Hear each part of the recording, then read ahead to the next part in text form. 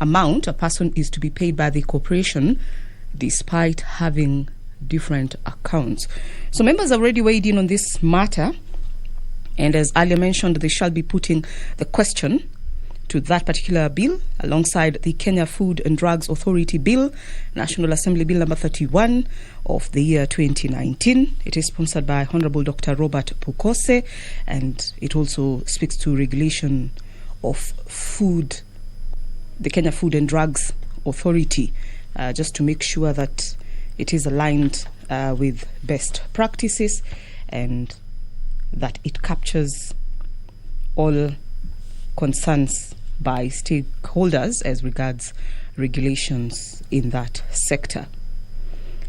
Continuation of debate on the Employment Amendment number 2 Bill, National Assembly Bill number 79 of the year 2019, sponsored by Honorable Gideon Keter, also lined up for consideration this morning, as well as commencement of debate concerning the Pensions Amendment Bill, National Assembly Bill number 26 of the year 2020.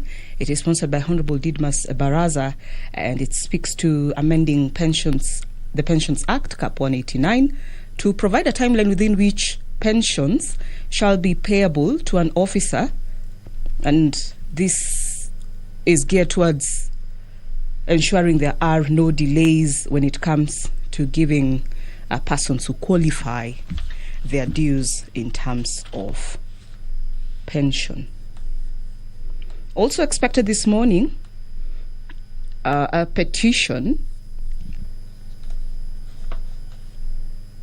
for injuries, or rather seeking compensation for injuries and loss of property as a result of politically instigated skirmishes that occurred in Githunguri, Kiambu County in 1997. This is a petition presented by Mr. Samuel Gilbert Njenga Karumbi, and it will be reported in the House on his behalf by the Speaker. That, in addition to questions, you remember question time was reintroduced in the August House, and so there are a number of issues that members will be raising this morning, which of course will be relegated to the relevant committees for consideration. A live broadcast brought to you by the Parliamentary Broadcasting Unit in conjunction with the Kenya Broadcasting Corporation.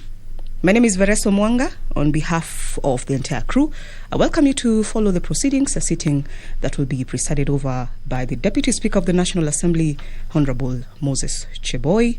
Good morning. Tuombe. Ewe Mwenyezi Mungu, ambaye kwa hekima na wema wako umeteua nyadhifa za viongozi na mabunge kwa ustawi wa jamii na utawala wa haki wa wanadamu. Twakusihi tutazame kwa neema nyingi sisi watumishi wako ambayo umeridhika kutuita ili tutekeleze shughuli muhimu za jamhuri hii yetu. Twakuomba ututeremshie baraka zako sisi tuliokutanika hapa, na utujalie tuyatende na kufikiria mambo yote yatakayofikishwa mbele yetu kwa njia ya haki na uaminifu, ili utukufu na sifa zako ziendelezwe, na ili kustawisha amani, fanisi na heri ya nchi hii yetu, na wale ambao haja zao umezikabidhi mikononi mwetu. Amen.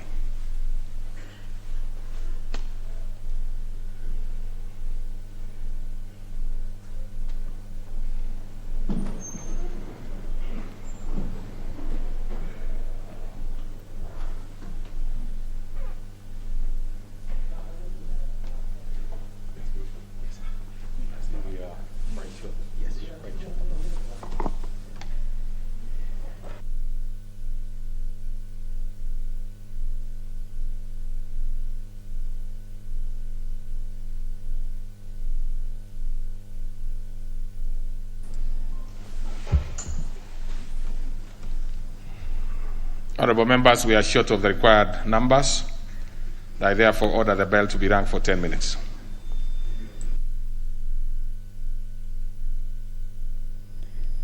If you're joining us, you are in time for live proceedings from the National Assembly this Wednesday morning, a sitting dedicated for private members' bills and motions. And currently we have the quorum bell ringing as ordered by the Deputy Speaker, Honorable Moses Cheboy. And this is just to rally members to come in, members of the House leadership at this point, trying to call on members who are outside the chambers to come in and participate in the session. A minimum 50 required as per the members' standing orders and also as approved by themselves. And just a rundown, a number of bills scheduled for consideration this morning, including a decision via putting the question to the Kenya Deposit Insurance Amendment Bill, National Assembly Bill number 43 of the year 2020. It is sponsored by the Honorable Abdul Rahim Dawood. And the Kenya Food and Drugs Authority Bill, National Assembly Bill number 31 of the year 2019, sponsored by Honorable Dr. Robert Pukose. Those two will be coming up for a vote. Also lined up questions, and we shall look at some of them, even as we await for the requisite numbers to be achieved this morning. The Member of Parliament in Embakasi East, Honorable Babu Owino, has several questions to the Cabinet Secretary, Lands and Physical Planning. This one captured under the ordinary questions segment. And he is seeking answers as to the ownership status of parcels of land, specifically LR 3334 and 4422, which had been set aside for public use in Embakasi East constituency, but which he says have since been illegally acquired by a private developer. He seeks to know details of the developers who have illegally acquired the said parcels of land. And also he is inquiring whether the Ministry of Lands and Physical Planning has plans to undertake or institute any action against those responsible for that irregular transfer process. He also wants to know plans by the ministry to ensure that such acts are revoked and that the land in question is reverted to the community for public use. The Honourable Patrick Macau, Member of Parliament, Mavoko constituency, also has questions for the same ministry under the same segment, ordinary questions. And he wants to know when the dispute surrounding ownership and use of public utility parcels of land in Syokimau, Mavoko constituency, will be resolved. He also wants to know the steps the ministry is taking to stop any further illegal acquisition and subdivision of the said parcels of land, and also what that ministry is doing to ensure title deeds that may have been illegally acquired are revoked and the legitimate owners are given the crucial documents. The Member of Parliament, Ainabkoi constituency, Honourable William Chepkut, has some questions for the Cabinet Secretary Education. He wants to know the rationale for recent increase in fees and student hostel accommodation cost by the University of Nairobi. This is an issue that has been highlighted in the first few weeks by the media. He also wants to know whether the university has conducted stakeholder engagement before effecting the increment, considering that that institution mostly relies on funds from the Higher Education Loans Board, and that is for the students who use that money to pay for academic and accommodation fees.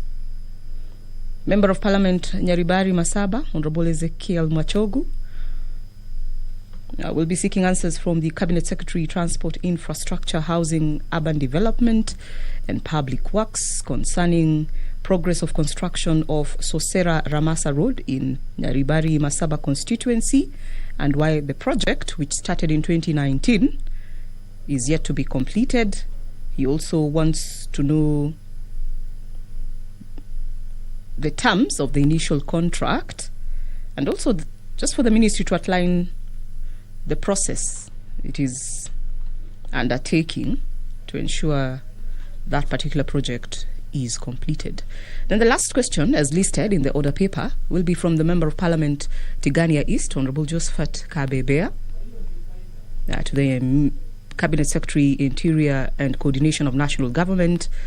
And he wants to know why staff are yet to be deployed to new locations and sub-locations created in Tigania East constituency, despite gazettement of that directive more than 5 years ago. He also wants to know what measures the Ministry of Interior and Coordination of National Government is undertaking to ensure the said administrative units are adequately staffed and to ensure that chiefs and their deputies are recruited to facilitate enhanced service delivery in the said administrative units. These questions will be asked in the House, and of course they will be replied to via the various House committees, the relevant ones,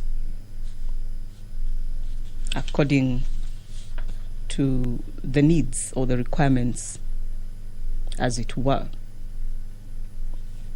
So the quorum bell is still ringing, and once it stops, if there is no quorum yet, which is a minimum 50, then the Speaker will order for that bell to continue ringing again, or rather to be rung again, for another 5 or so minutes. After which, if that quorum is not yet achieved, then he will have the discretion to decide the next move, which ordinarily will be to adjourn the sitting until the next time it is scheduled. And in today's case, it will be this afternoon. And that is well captured in the standing orders of the National Assembly. The orderlies there keeping tabs. Just checking to make sure that members are coming in, clocking in, and that number is achieved.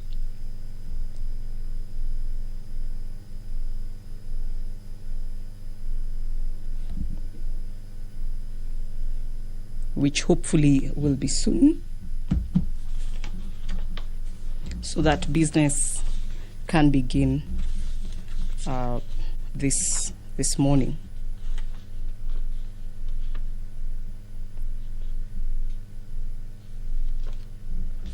Quite a number of bills and motions are lined up, and considering that is what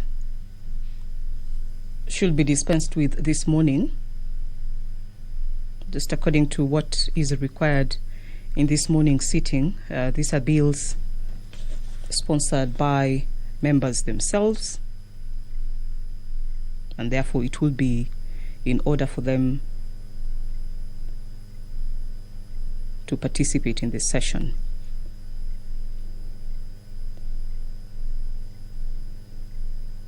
A recap of yesterday afternoon, we had members approving a motion seeking adoption of a report from the Committee on Delegated Legislation that considered draft election campaign financing regulations. This was submitted by the Independent Electoral and Boundaries Commission on the 5th of August 2021 and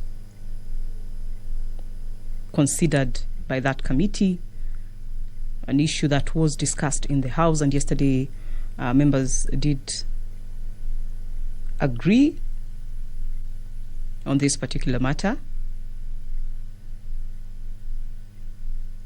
even as they noted that the IEBC should be put to task to clarify some of its communication, which they felt was not quite understood.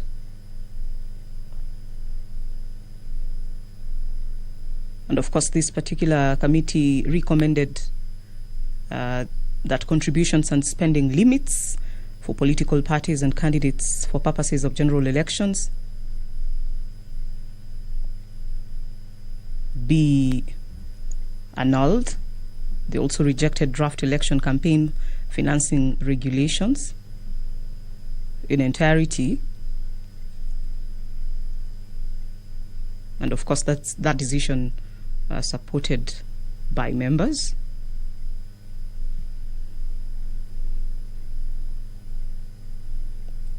We also had amendments being made to the National Hospital Insurance Fund. Amendment Bill, National Assembly, Bill number 21 of the year 2021.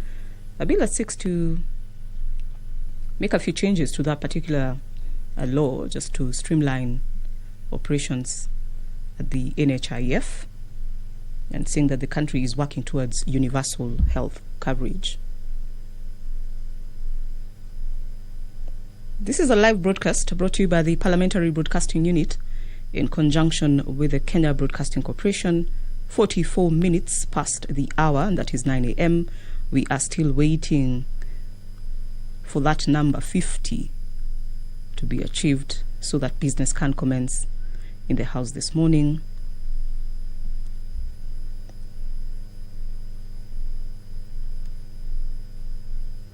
And as per the outlook, just a few more, maybe one or two, and then the session will be good to go.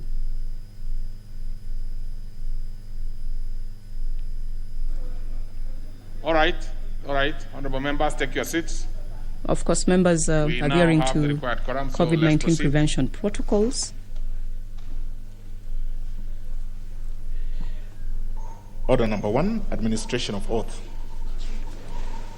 Order number 2, communication from the chair. Order number 3, messages. I think I have something.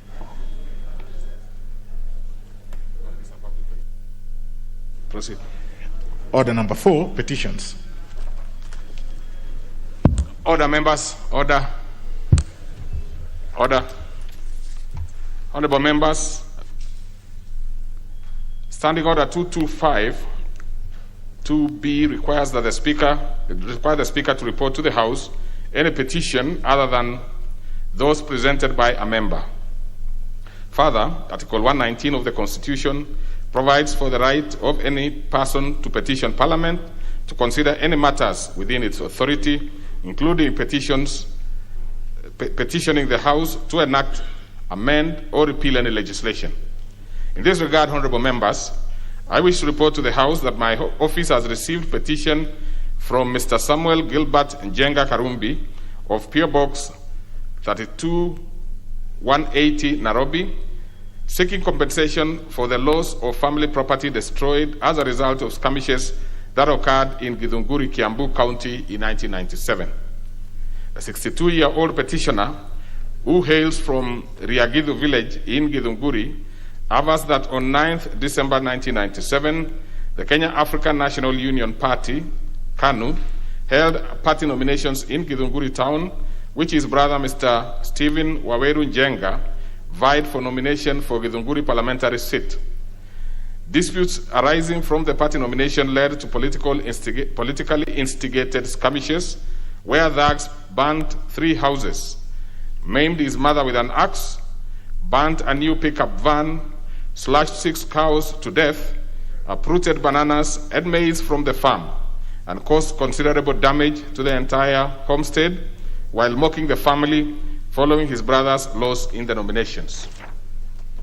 Honorable members, the petitioner who has unsuccessfully attempted to obtain redress from the Ministry of Interior and Coordination of National Government seeks intervention of this House in order to secure compensation for the loss of property and distress occasioned to his family. Honorable members, having determined that the matter raised by the petitioner are well within the authority of this House, I order that the petition be committed to the Departmental Committee on Administration, National Security. The committee is required to consider the petition and report its findings to the House under the petitioner in accordance with Standing Order 2272. I thank you.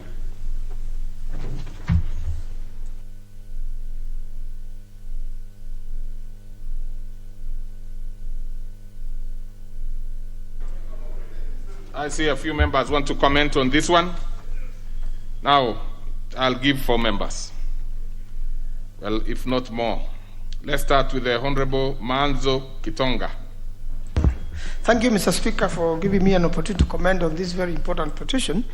Although under the law, the petitioner cannot now sue the government because of a time lapse, he has every right to come to this house for assistance. And I think nominations violence or election violence is a very destructive affair, and it comes out of competition. In this case, they are the ones who lost and still suffered damage. And that tells you how painful it is, how it damages, very important property which would have served the family very well. And this results into destruction of property also, and means losses and the livelihood of that particular family and that particular individual. So I think it is something really other than what the House is going to do here. We have to come up with a very strong law, because there isn't. What happens is nominations of political parties is very chaotic. Even up to today, you could be expected to be nominated. You may not be nominated. Violence may ensue, and then you miss your chance in this house. And that's why, Mr. Speaker, even 70% never comes back out of botched or rigged nominations. And even what follows immediately, you go to tribunals inside the party, and when you try to go to High Court, it's not an election petition, so you are struck out. At the same time, people are campaigning, and you lose your chance to this house or an opportunity to be in politics unfairly. So I think other than just the House looking at this particular petition, should be looked universally, so that we can even come up with a better way of dealing with nominations in political parties, competition. And a lot of occasions, once the nominations are over, Mr. Speaker, the election is over. And a lot of times, even you are given a certificate, you go to IBC, you are told it is not the one, you find somebody else has already been cleared by your party, and there is no legal redress. So, Mr. Speaker, it's a very important petition, and I think when the House looks at it, let's look at it universally to solve this problem once and forever. I thank you, Mr. Speaker. Well, though I felt you meant, because when you say universally, you are including the international systems. I thought you could say broadly. I know that's what you meant. So let's have the member for North Imenti. Thank you, Mr. Speaker. Mr. Speaker, I want to join the petitioner. And let's be brief so that many more members. Thank you, Mr. Speaker. Mr. Speaker, the matter of electoral violence, it needs to be tackled. I mean, this petitioner is talking about electoral violence which was meted on him. But, Mr. Speaker, as we are approaching the elections next year, we need to now tame people's appetite for violence, because, Mr. Speaker, not just burning things, even having, when there are meetings being done, intolerance should be condemned completely, like what happened even in my constituency on Sunday. So, Mr. Speaker, those kind of things we need to take care of, and NCIC should even see how they can tame these people. Thank you, Mr. Speaker. Okay, the Honorable Sankok. And by the way, what time do you place your card? Because Thank you very much, Honorable Speaker. I come early, and I have told you, I come before the Speaker and leave after the Speaker, because I was taught by my parents to earn from my sweat. And this is my workstation, so I must be in my workstation on time. Honorable Speaker, electoral violence, and I think it was action by a loss, Honorable Speaker. And this electoral violence, we have to address it once and for all in this House.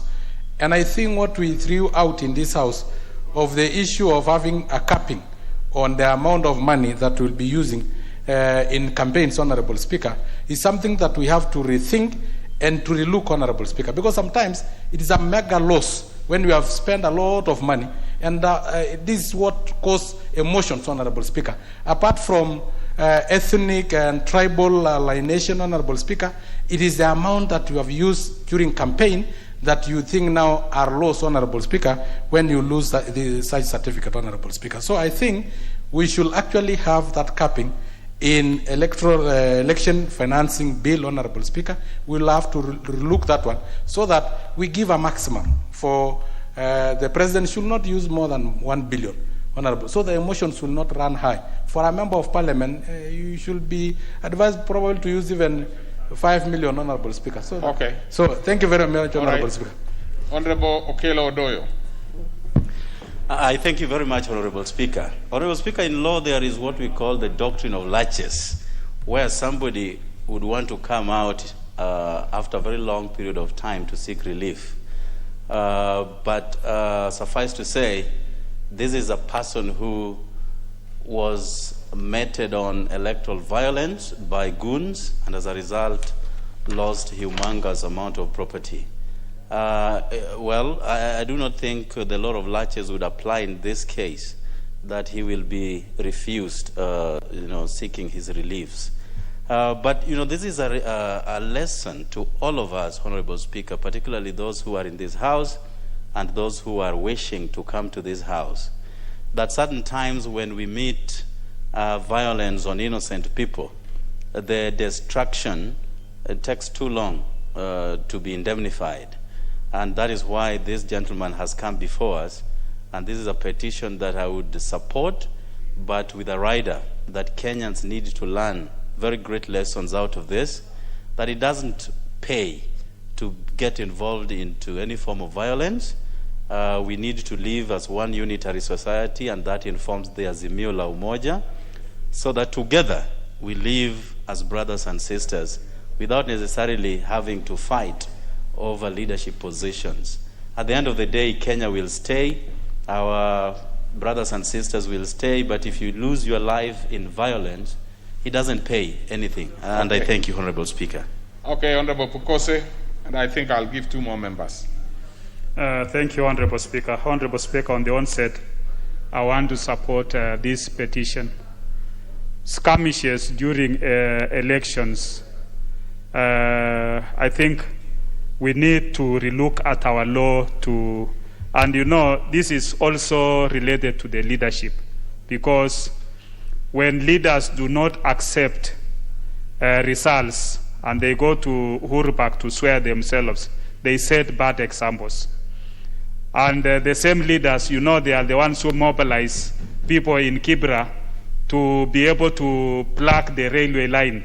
So this is a depiction of the society we have, and it should start from the top so that people down there can be able to follow example. Otherwise, we would not be talking of election violence and skirmishes. We will not be talking of election violence and skirmishes. What is your point of order, Honorable Odoyo? What's your point of order? I thank you, Honorable Speaker. It is not in order for Honorable, my friend Pukose, to apportion blame on Kibra, yet the petitioner has ably said where he comes from, and that is Kiambu. Kiambu is not in Kibra unless his geography is at stake. So he has to put this petition exactly where it needs to belong. But let's not drag Kibra here. Well, of course, I hear you, member for Nyando. But you see, like you heard what your colleague earlier said. He talked about having this, looking at it broadly. That's the member for Makueni. So probably the member for Endebess is trying to look at it broadly. Yes.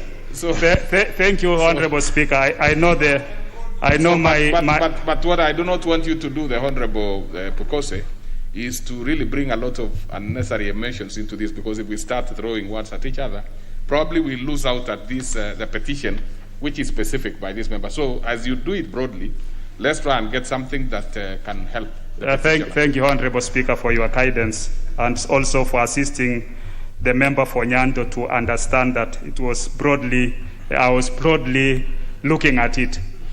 Honorable Speaker, I think when the committee looks into this,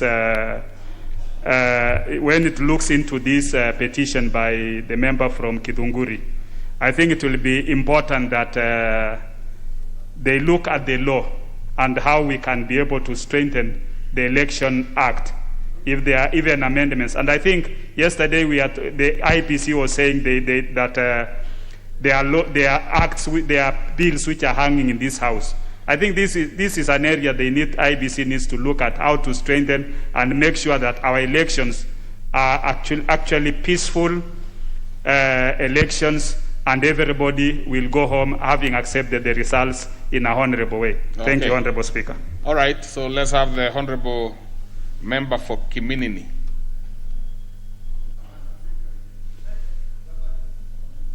Thank you, Mr. Speaker. Order, members. There are no governors in this house. They are only members of the National Assembly. So, or did you say gender or governor? Yes, please.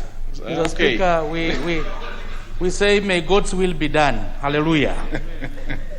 Mr. Speaker, leadership comes from God.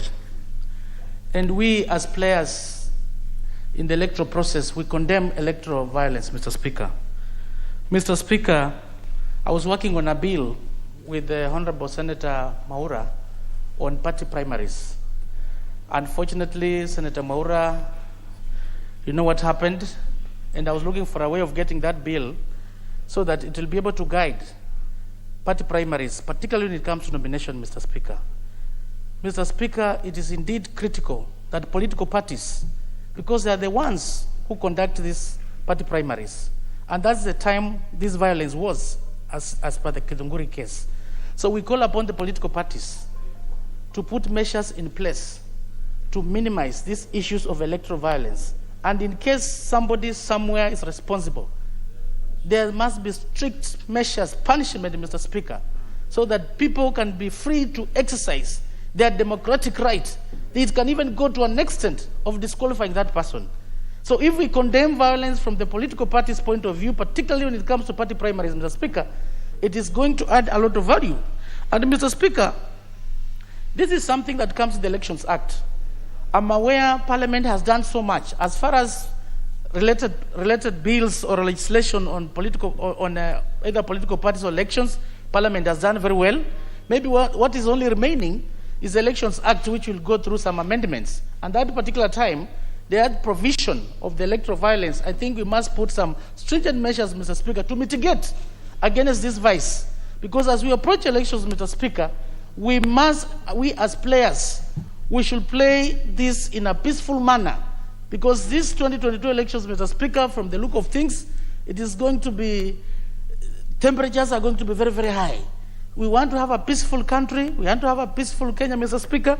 And anybody involved in matters of violence must be disqualified, Mr. Speaker. And I support this petitioner. And the committee that is going to be responsible, Mr. Speaker, should actually move with speed so that they can be able to come up with the recommendations and, if possible, also bring in some informed amendments in any related law or regulation. I thank you, Mr. Speaker. Okay. Honorable Tongi. Thank you, Honorable Speaker, for not just looking at it broadly. I've decided, honorable members, to give a little more members. I realize this is an extremely, an extremely interesting area in terms of the periods we are in. So probably I'll give to a few more members. Then we go. Thank you, Honorable Speaker, for giving the face of Kenya even to this petition.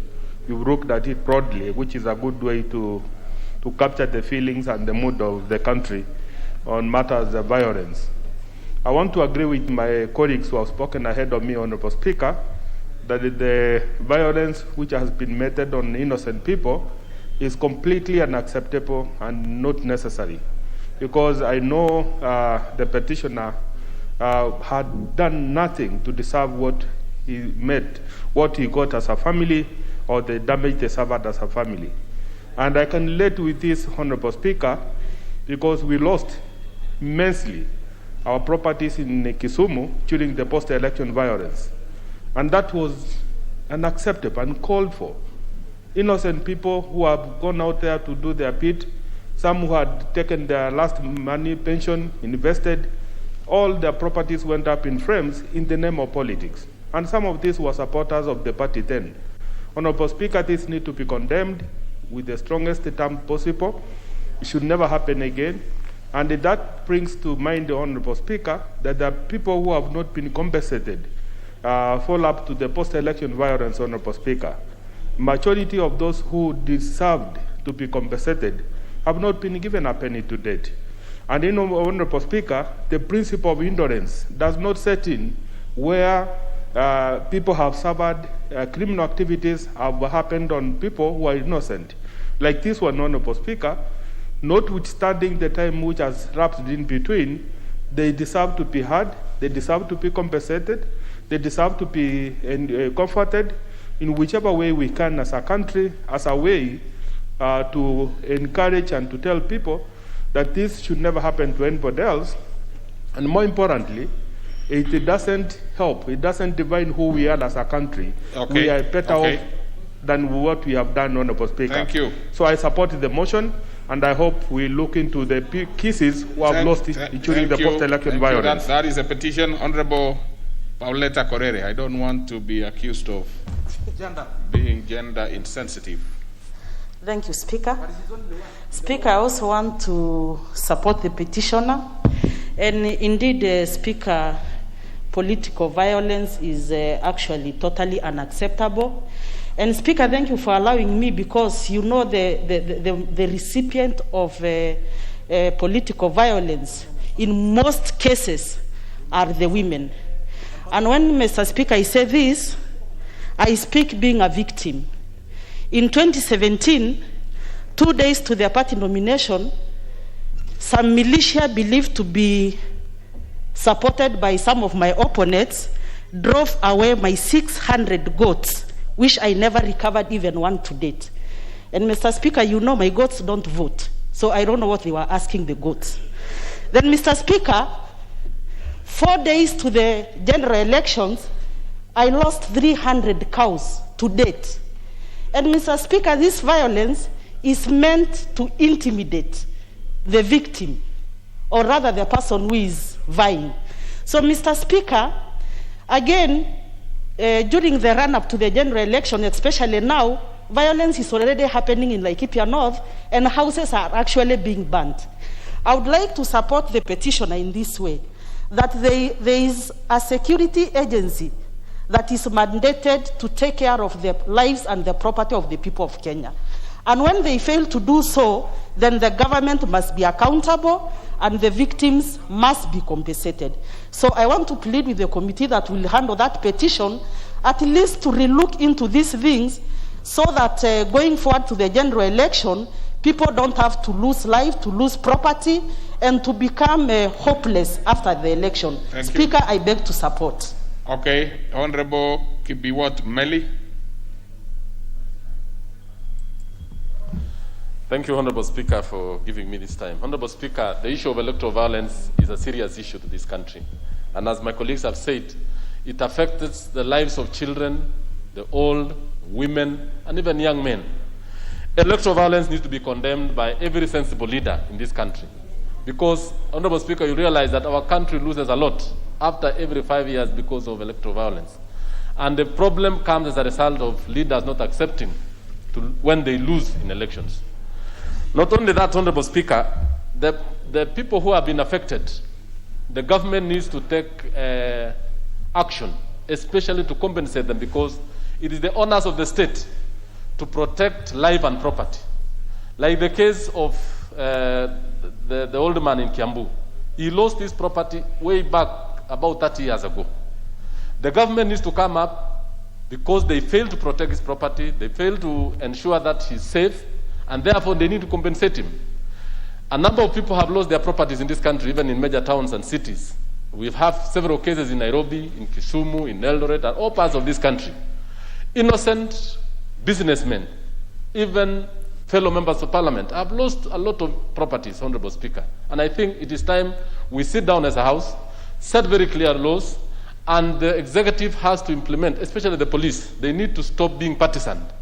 There are instances when the police are actually allowing violence to take place because of partisan politics. So this time round, Honorable Speaker, they need to really come up and be non-partisan and play safe politics for all Kenyans, because it has been noted that at times, if the government are going to play neutral, actually will not have any electoral violence. And even the leaders need to measure what they talk.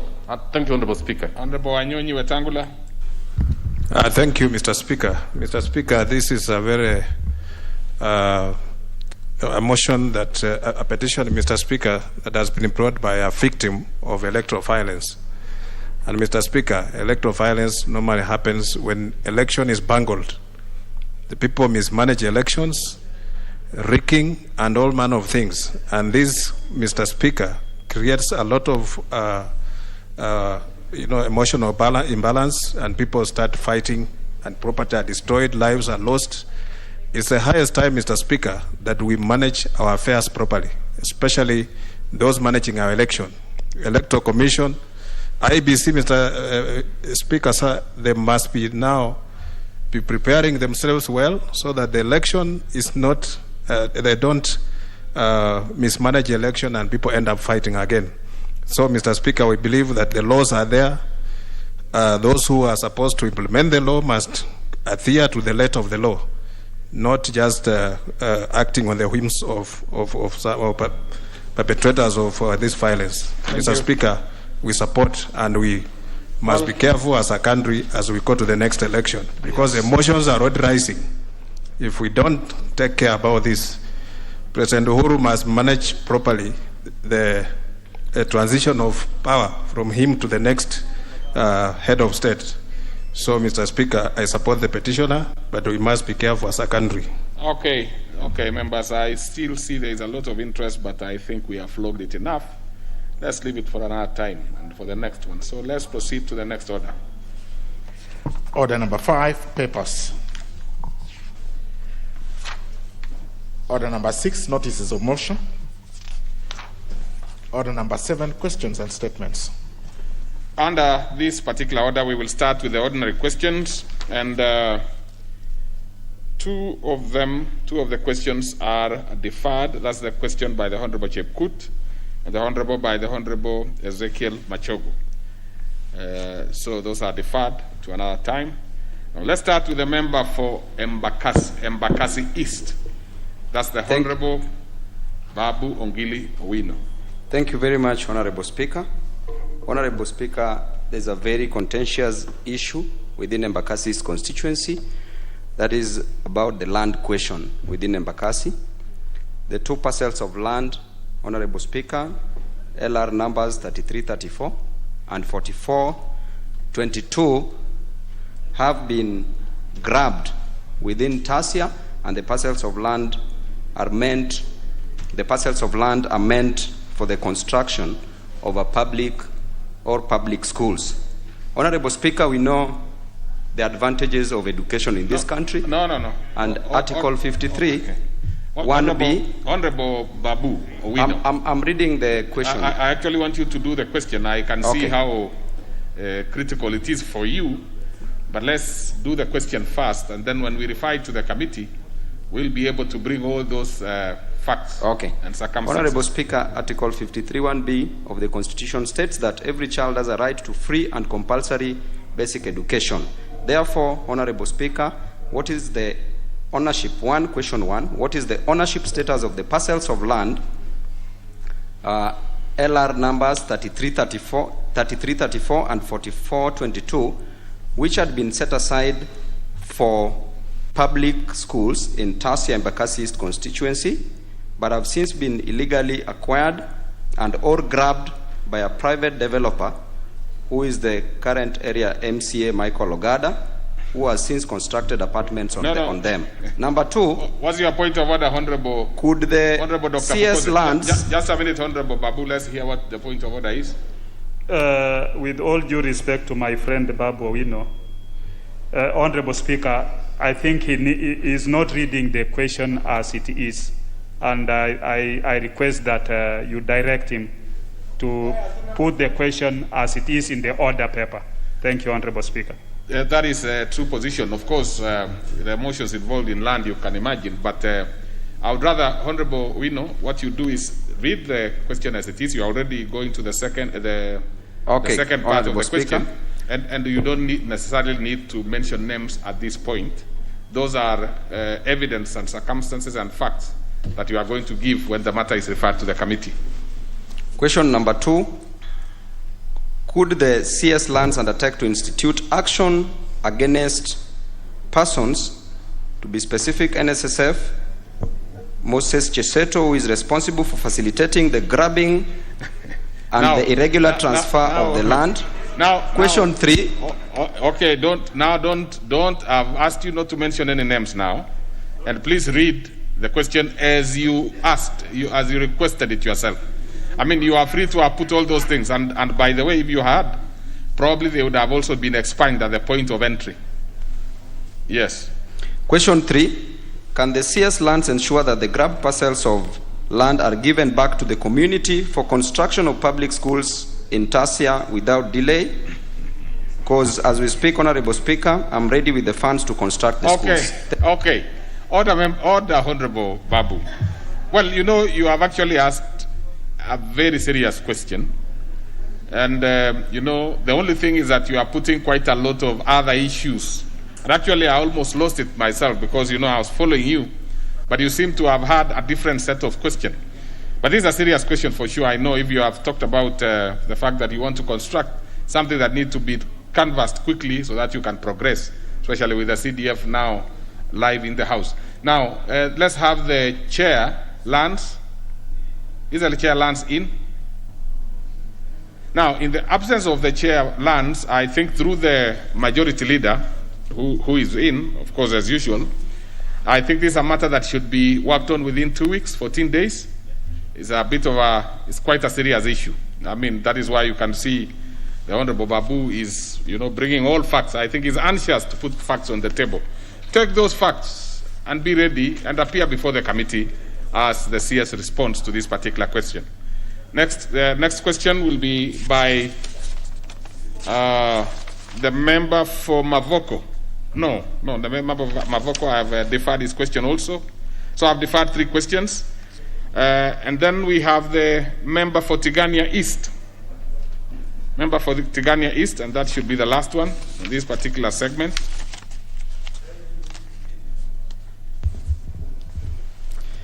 Honorable Kube. Thank you. Thank you, Mr. Speaker.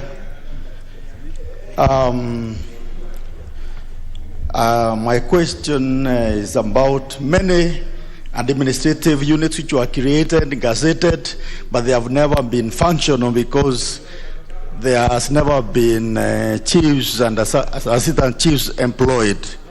So in this regard, I stand to ask question number 384 of 2021, and it reads,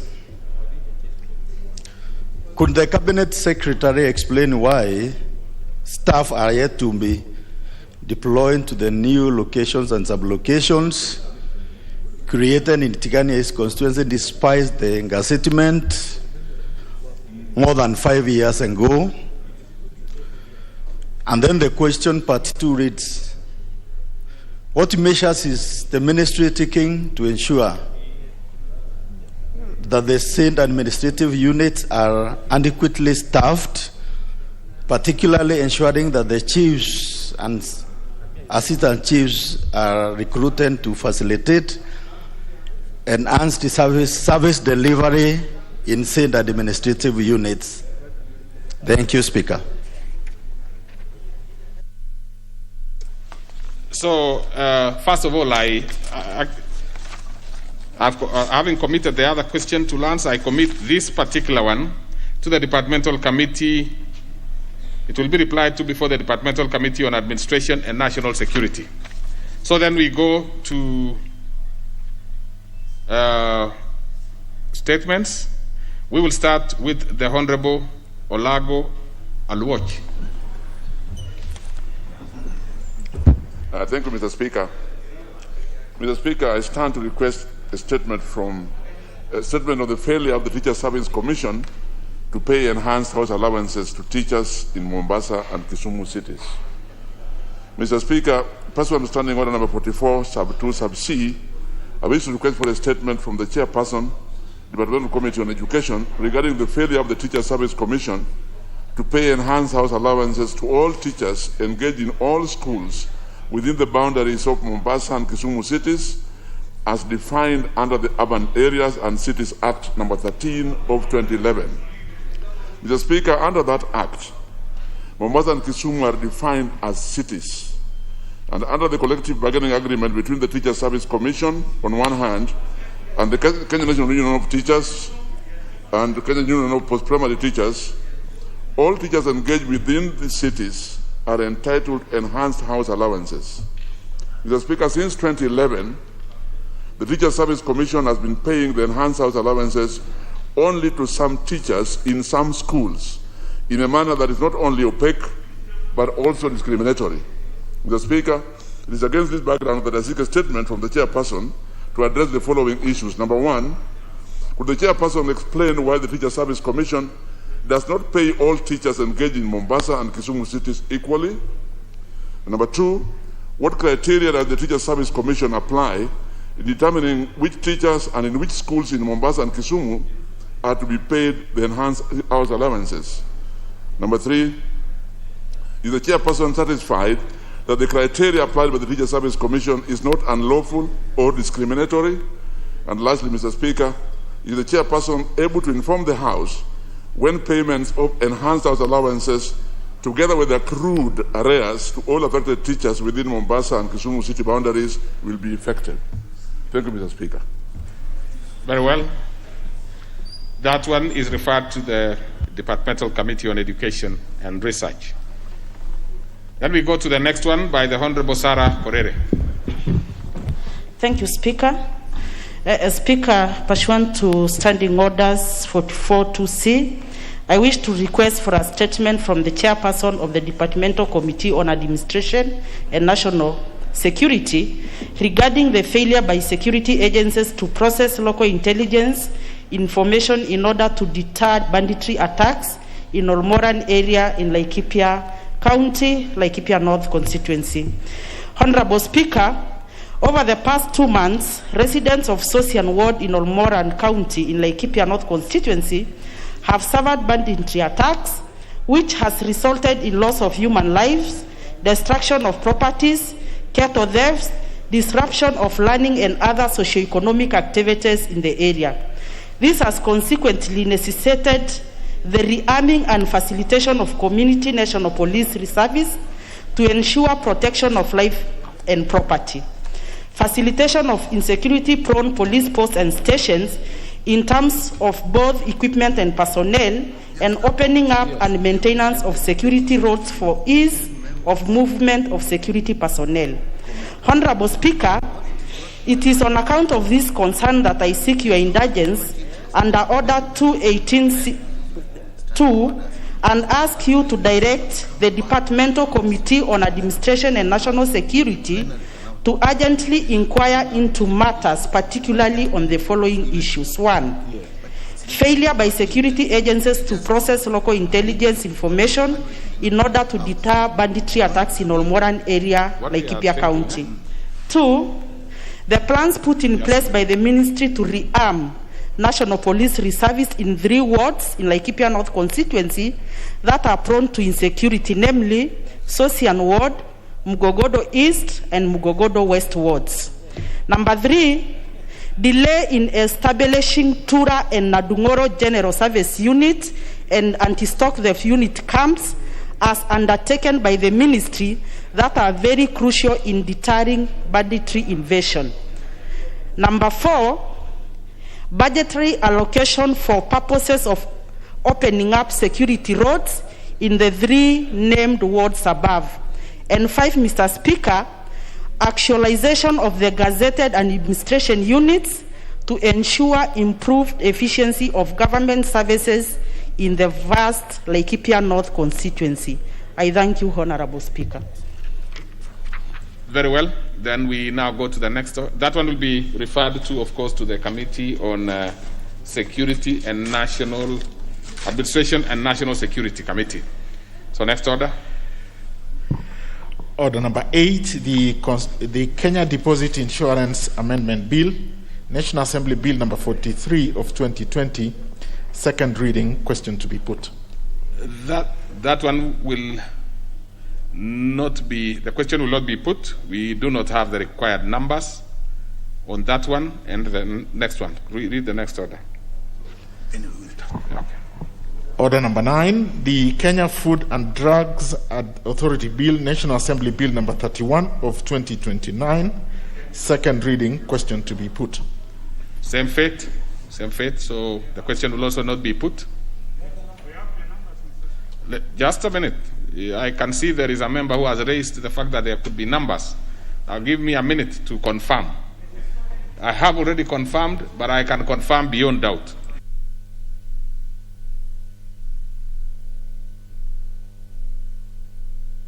Let's leave it there, Honorable Pokose, because the other consequences can even be more adverse. So please, let's leave it there. Then the numbers will be required for the question to be put.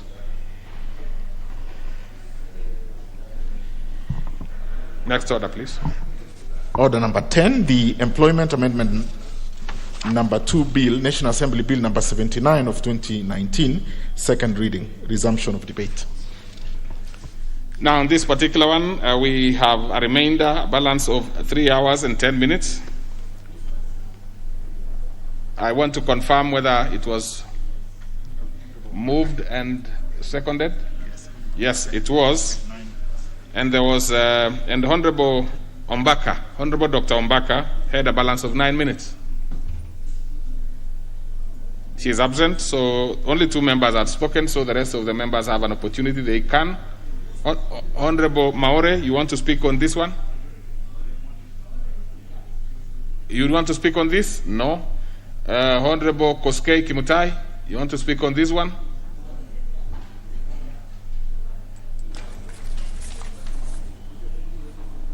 You want to speak to this? Okay. The Honorable Dawood.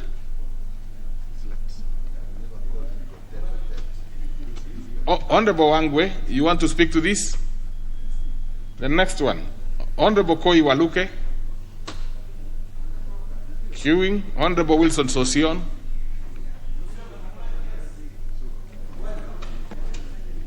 Honorable Sankok. I would be very surprised if Sankok doesn't want to speak to this. He speaks to every bit of legislation that is brought here. Thank you very much, Honorable Speaker, and thank you for giving me this opportunity to speak on this, the Employment Amendment Bill, National Assembly Bill number 79 of 2019. Honorable Speaker, that was moved by Honorable Gideon Keter.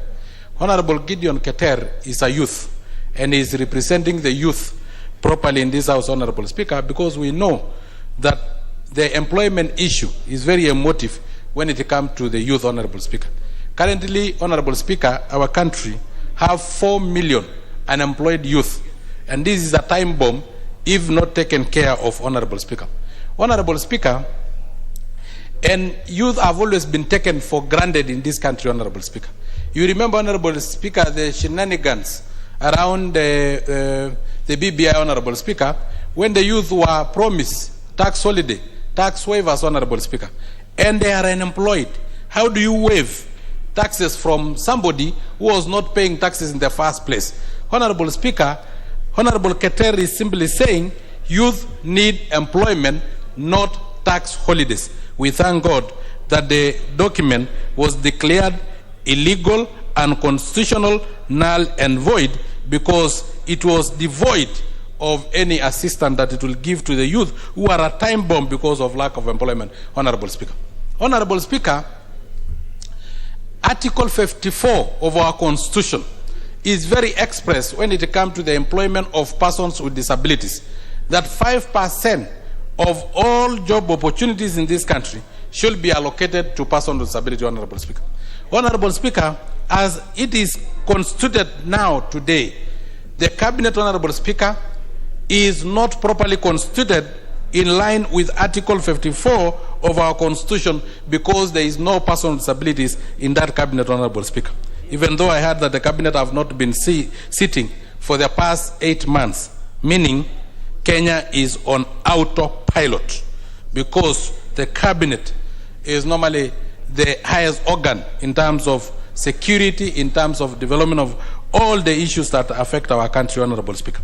Honorable Speaker, again, the CAS position, the principal secretary positions, are not well constituted in line to Article 54 of our Constitution because they lack person with disability, apart from the PS position where we have Honorable Joseph Tamkobe representing person with disability there.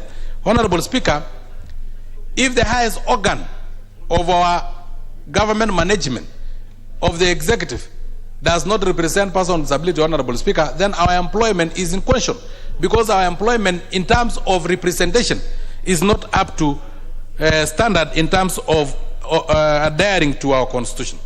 Honorable Speaker, our youth are suffering out there, Honorable Speaker.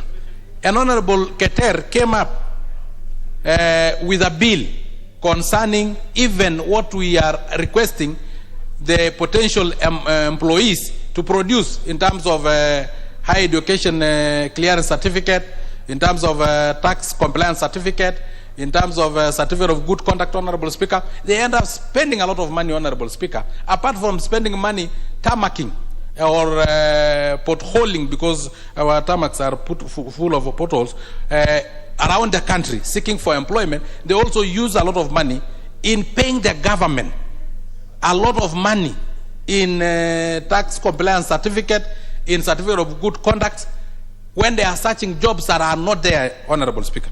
Honorable Speaker, this bill seeks to remedy such finances that are levied on our potential employer, on our youth, Honorable Speaker, so that they can only, the potential employers can only request for such certificate when they are assured that this person have been shortlisted and they are coming for interview, and that they have benefited from the employment, Honorable Speaker. So that you don't use, because currently youth can apply as many as 100 job opportunities in a year.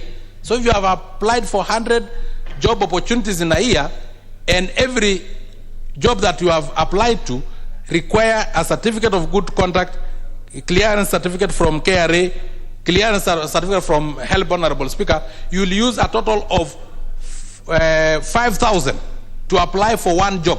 So if you apply for 100 jobs and you don't get any of them, you have already spent almost $500,000 in just job application, Honorable Speaker, before even you get that job, Honorable Speaker. Honorable Speaker, this House must address this issue of unemployment. And Honorable Speaker, I can assure you, what you have heard about the bottom-up economic model, even though many people don't understand, it is the remedy of this youth unemployment, Honorable Speaker. Honorable Speaker, because the money that we have used to resuscitate KQ will be able to support small enterprises of Mamamboga, small enterprises of Boda Boda, M-Pesa shops, almost 1 million of them, Honorable Speaker. Those are 1 million job opportunities, 1 million new taxpayers, Honorable Speaker. Honorable Speaker, we should specifically make laws in this House that target the small, medium enterprises, Honorable Speaker. Because for a long time in the trickle-down form of economic model, we have targeted the large corporates, Honorable Speaker. KQ, Honorable Speaker. Safaricom, Honorable Speaker. Kenya Power, Honorable Speaker. So that we can protect them in terms of law, so that they can become monopolists. While we are thinking that they will offer job opportunities, they are laying off employees. While we thought we'll benefit from these big corporate paying taxes, they end up declaring nil in return, meaning they don't even pay those taxes. While we thought they will have corporate social responsibilities, it is private entities like Equity that have corporate social responsibility. KQ will never see any corporate responsibility. Those big corporates have been open for massive corruption, Honorable Speaker. They will not offer any employment opportunities. But in the bottom-up economic model, where then you target the bottom of the pyramid, it will be very difficult for the thieves, the people in Kemsa scandal, the people mentioned in the Mavi House scandal, the people mentioned in COVID billionaires, to access, to corrupt, to steal from Boda Boda, to steal from Mamamboga, to steal from the kiosk. So, Honorable Speaker, what will sort out the 4 million jobless youth in this country is the bottom-up economic model. Honorable Speaker, even though some people don't understand, they think in terms of the bottle, They think in terms of alcoholism, Honorable Speaker. But this, Honorable Speaker, will be the savior of this time bomb in terms of youth unemployment, Honorable Speaker. Honorable Speaker, again, I will urge Gideon Keter, as we go forward, Honorable Speaker, let us also try to convince that our country and our government, executive to be specific, that we invest in labor-intensive infrastructure rather than capital-intensive infrastructure. Our country is still poor, but we have enough human resource, Honorable Speaker. If we invest in labor-intensive infrastructure, we will create more jobs. An example is this expressway, Nairobi Expressway, that cost us 80 billion and only created an employment opportunity of 3,000 Kenyans. And it will only benefit a few of us, Honorable Speaker, who will go to the airport regularly, Honorable Speaker. But if it was labor-intensive infrastructure, Honorable Speaker, we will... Honorable Wangwe. Thank you, Honorable Speaker. Honorable Speaker, you have a lot of respect for Honorable Sankok. And when he is making a statement of economic concern, it should be a real statement, Honorable Speaker. He should understand, Honorable Speaker, that labor is a function of capital. And you cannot dismiss the two, Honorable Speaker.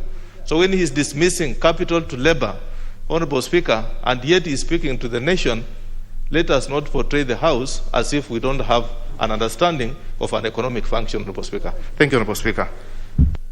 To say, Honorable Sankop, you know you are a medic, not an economist. So Honorable Speaker, sometimes you mix Honorable Wangwe is also far from being a businessman. Honorable Speaker, because my time is up, what I said is that the expressway is capital intensive. It uses a lot of money, Honorable Speaker. 80 billion to be specific. Let me give him an example. Let me give you an example, Honorable Speaker. Is your point of order, if it was affordable housing, we would have created Order. What is it? I think, Mr. Speaker, it's good for the record of the House. Members don't just put words that, apart from incitement, no other value. The member is quoting the expressway and putting a price tag on it when he knows, but wants to mislead. I'm asking whether it is order for the honorable member to allow into record that there are taxpayers' money from the national treasury by this government or whichever government that has gone into the expressway before he sits down with that kind of reckless talk. Honorable Speaker, whether it is borrowed money, it is Kenyans who will pay eventually that borrowed money, and the borrowed money is Kenyan money. Honorable Speaker, it is through private-public partnership, and through private-public partnership, Kenyans will eventually pay. If we use the affordable housing, 80 billion will be able to construct approximately 80,000 units, and each unit will require a plumber, a carpenter, 5 of them. We will have created 400,000 jobs instead of 3,000 jobs. Do your maths very well, Honorable Speaker. Honorable Speaker, I'm clear in my mind, and I know what I'm talking. So your time is over. So we go to the next member. I'm having problem picking members because I see many members get are placed their names to request to speak, and they actually want to speak to the next one. So probably let me start with the majority leader, because as per the standing order, of course, you know he takes priority. Thank you, Honorable Speaker. Honorable Speaker, I rise to support this bill and congratulate the member for not only this bill but several others that he has sponsored. And I believe that's the spirit where we want members to be fully involved in legislation. So congratulations, Honorable Gideon Keter, for bringing this and readdressing the issue affecting the youth in this country. Because, Honorable Speaker, we know that the job opportunities not just in Kenya, on a global basis, are on a decline. COVID did not help. We saw from the statistics by Kenya National Bureau of Statistics that upwards of 1.2 million people could well have lost their jobs and sources of livelihood because of COVID and the disruption that has made in the way people do business or relate within the workplace. But, Honorable Speaker, the Constitution of 2010 introduced this Chapter 6 and declared what people must comply. But unfortunately, it also brought within it these onerous responsibilities that, for you to even seek a job, to get employed, you need to get all these clearances from several people. And whereas the intention is good, the cost associated with that has been estimated at close to 5,000 shillings for one to actually get the various certificates. Now, for a jobless Kenyan, it's a cost we need to relook at, especially because these certificates are given by the government. And in the spirit of this bill, if we are able to resolve this issue, as I see it within the bill, that you will not be required to pay unless there's certainty you're going to get employed, then it makes sense. So there is a background check, but only after you have made the cut, then you can be told, before we give you the contract, bring the following. But not at the point of you applying, you are required to do all those, so it becomes like the checks. The integrity checks become an integral part of the interview, whereas it should be your competence at that point that matters. And then among the competent, you then have the people who make the competence mark, then being required to pay.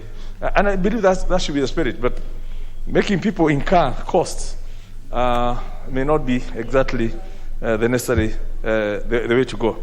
So I support it in terms of principle. It's a very straightforward bill. It's simple. We don't even need to belabor much of it.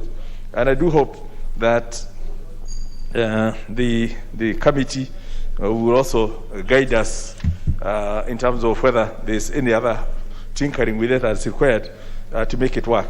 But this is the kind of thing that we need for our youth, the policies, the laws, to facilitate them, to remove the bottlenecks that hinder them from accessing employment. And I know the Honorable Sankok may want to appeal to another audience out there, but and I don't want to even respond to what he's saying, but I know you've been mentioned, which is fine. No, we can mention anyone. Order, take your seat, Honorable Sankok. I mean, you just Honorable Sankok just spoke. Sitting from where I am, and I'm able to see when you are adversely mentioned. Yes. But just mentioning, like I've just mentioned you as Sankok, does not really require you are. Order, Honorable Sankok. Lately, you are a very agitated man. I do not know why you relax like you've always been. What is your point of order then, so that we see whether there is a major issue that we cannot see? Honorable Speaker, I'm a member of Parliament, a honorable member of Parliament. And when the Honorable Amos Kimunya, who I respect very much as my leader, say that I'm talking to appeal people outside there, I'm not appealing anybody. We are making law. I've mentioned the employment of persons with disability, the employment of youth. So am I appealing anybody outside there? No.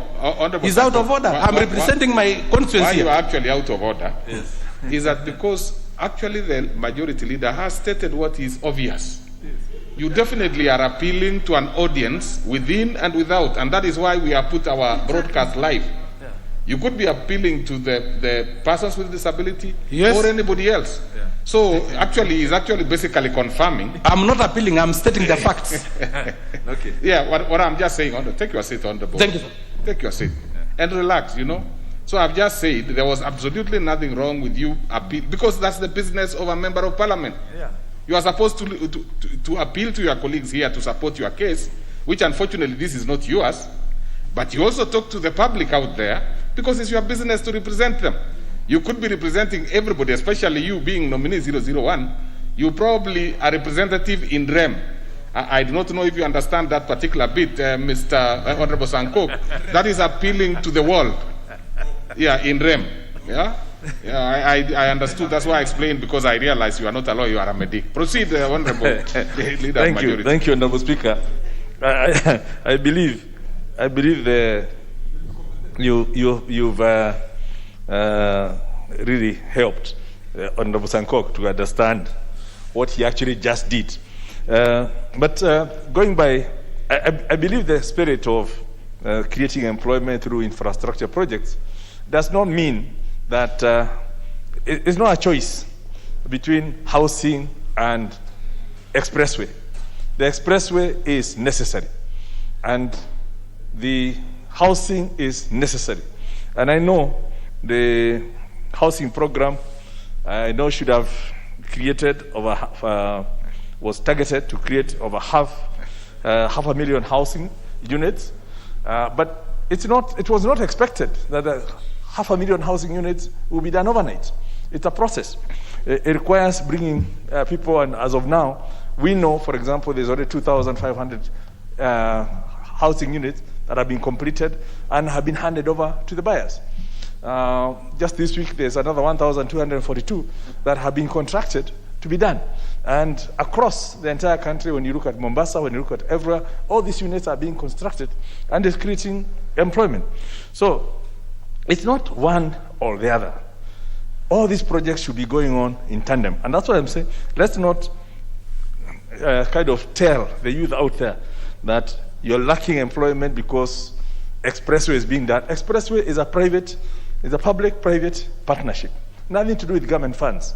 And hence you want to encourage many more of those to come, including the housing units in each of the counties through the PPP frameworks. That's what you need to encourage to get youth employed, including what we are doing within our CDF projects. We are creating employment.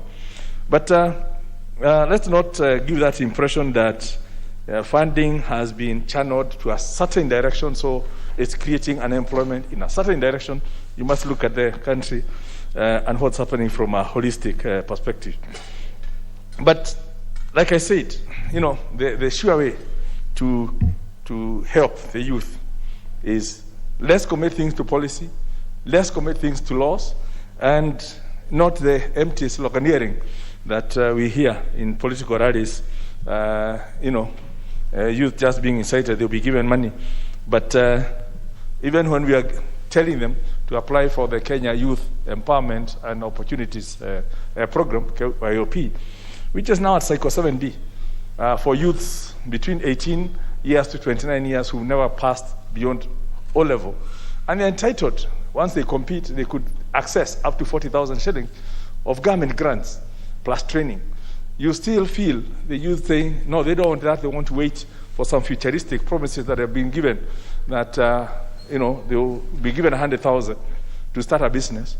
We know until that money has been appropriated by this House, until we have the legal framework to do that, we know it's just an empty promise. Yet there's funding available, but we are confusing our youth through the messaging by politicians who are there to make political capital by misleading the youth that the reason they don't have jobs is because of what the government is doing or not doing. And yet there's a lot of money out there available for the youth. So going back to Honorable Keter, I thank you very much for this, and I do hope members will support it. It's a good bill, and the youth of this country will see that this House is also conscious of that fact. And indeed, these are the same thing that the youth told the promoters of BBI, the steering committee, in terms of, yes, we would want in future some of these burdens to be removed. It also goes in tandem with what the President Uhuru has been committed in terms of cost of reducing the cost of doing business. And that reducing the cost of doing business is not necessarily just restricted to the companies. The cost of doing business should also be extended to the individuals as they interact. So all this is quite in tandem with what's happening.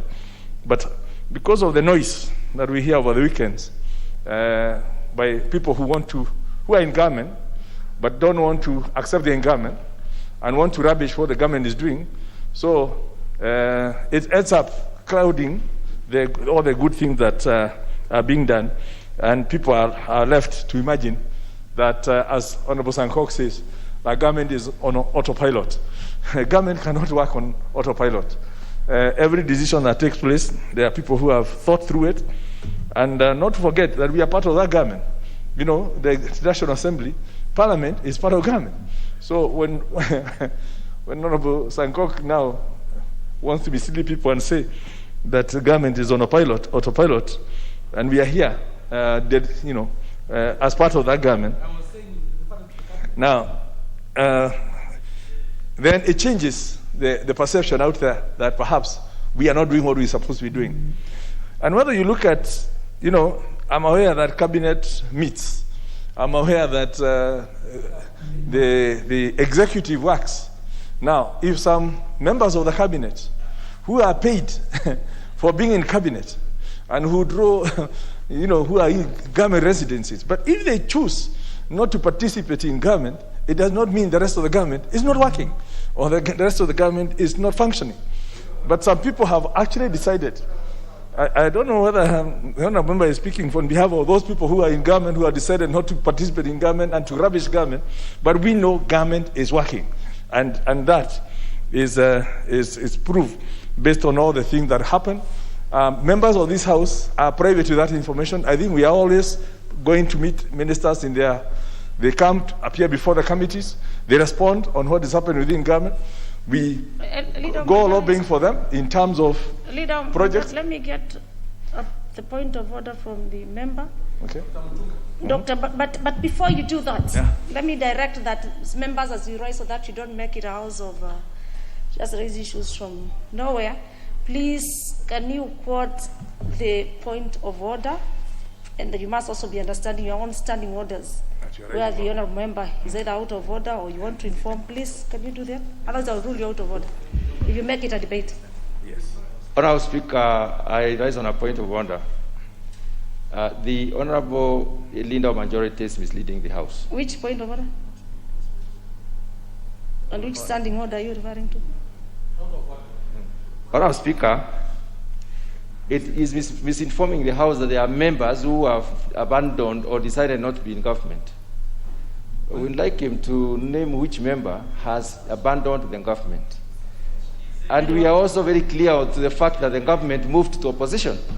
Why is he not articulating that particular fact? There's a government in confusion. It's not a government.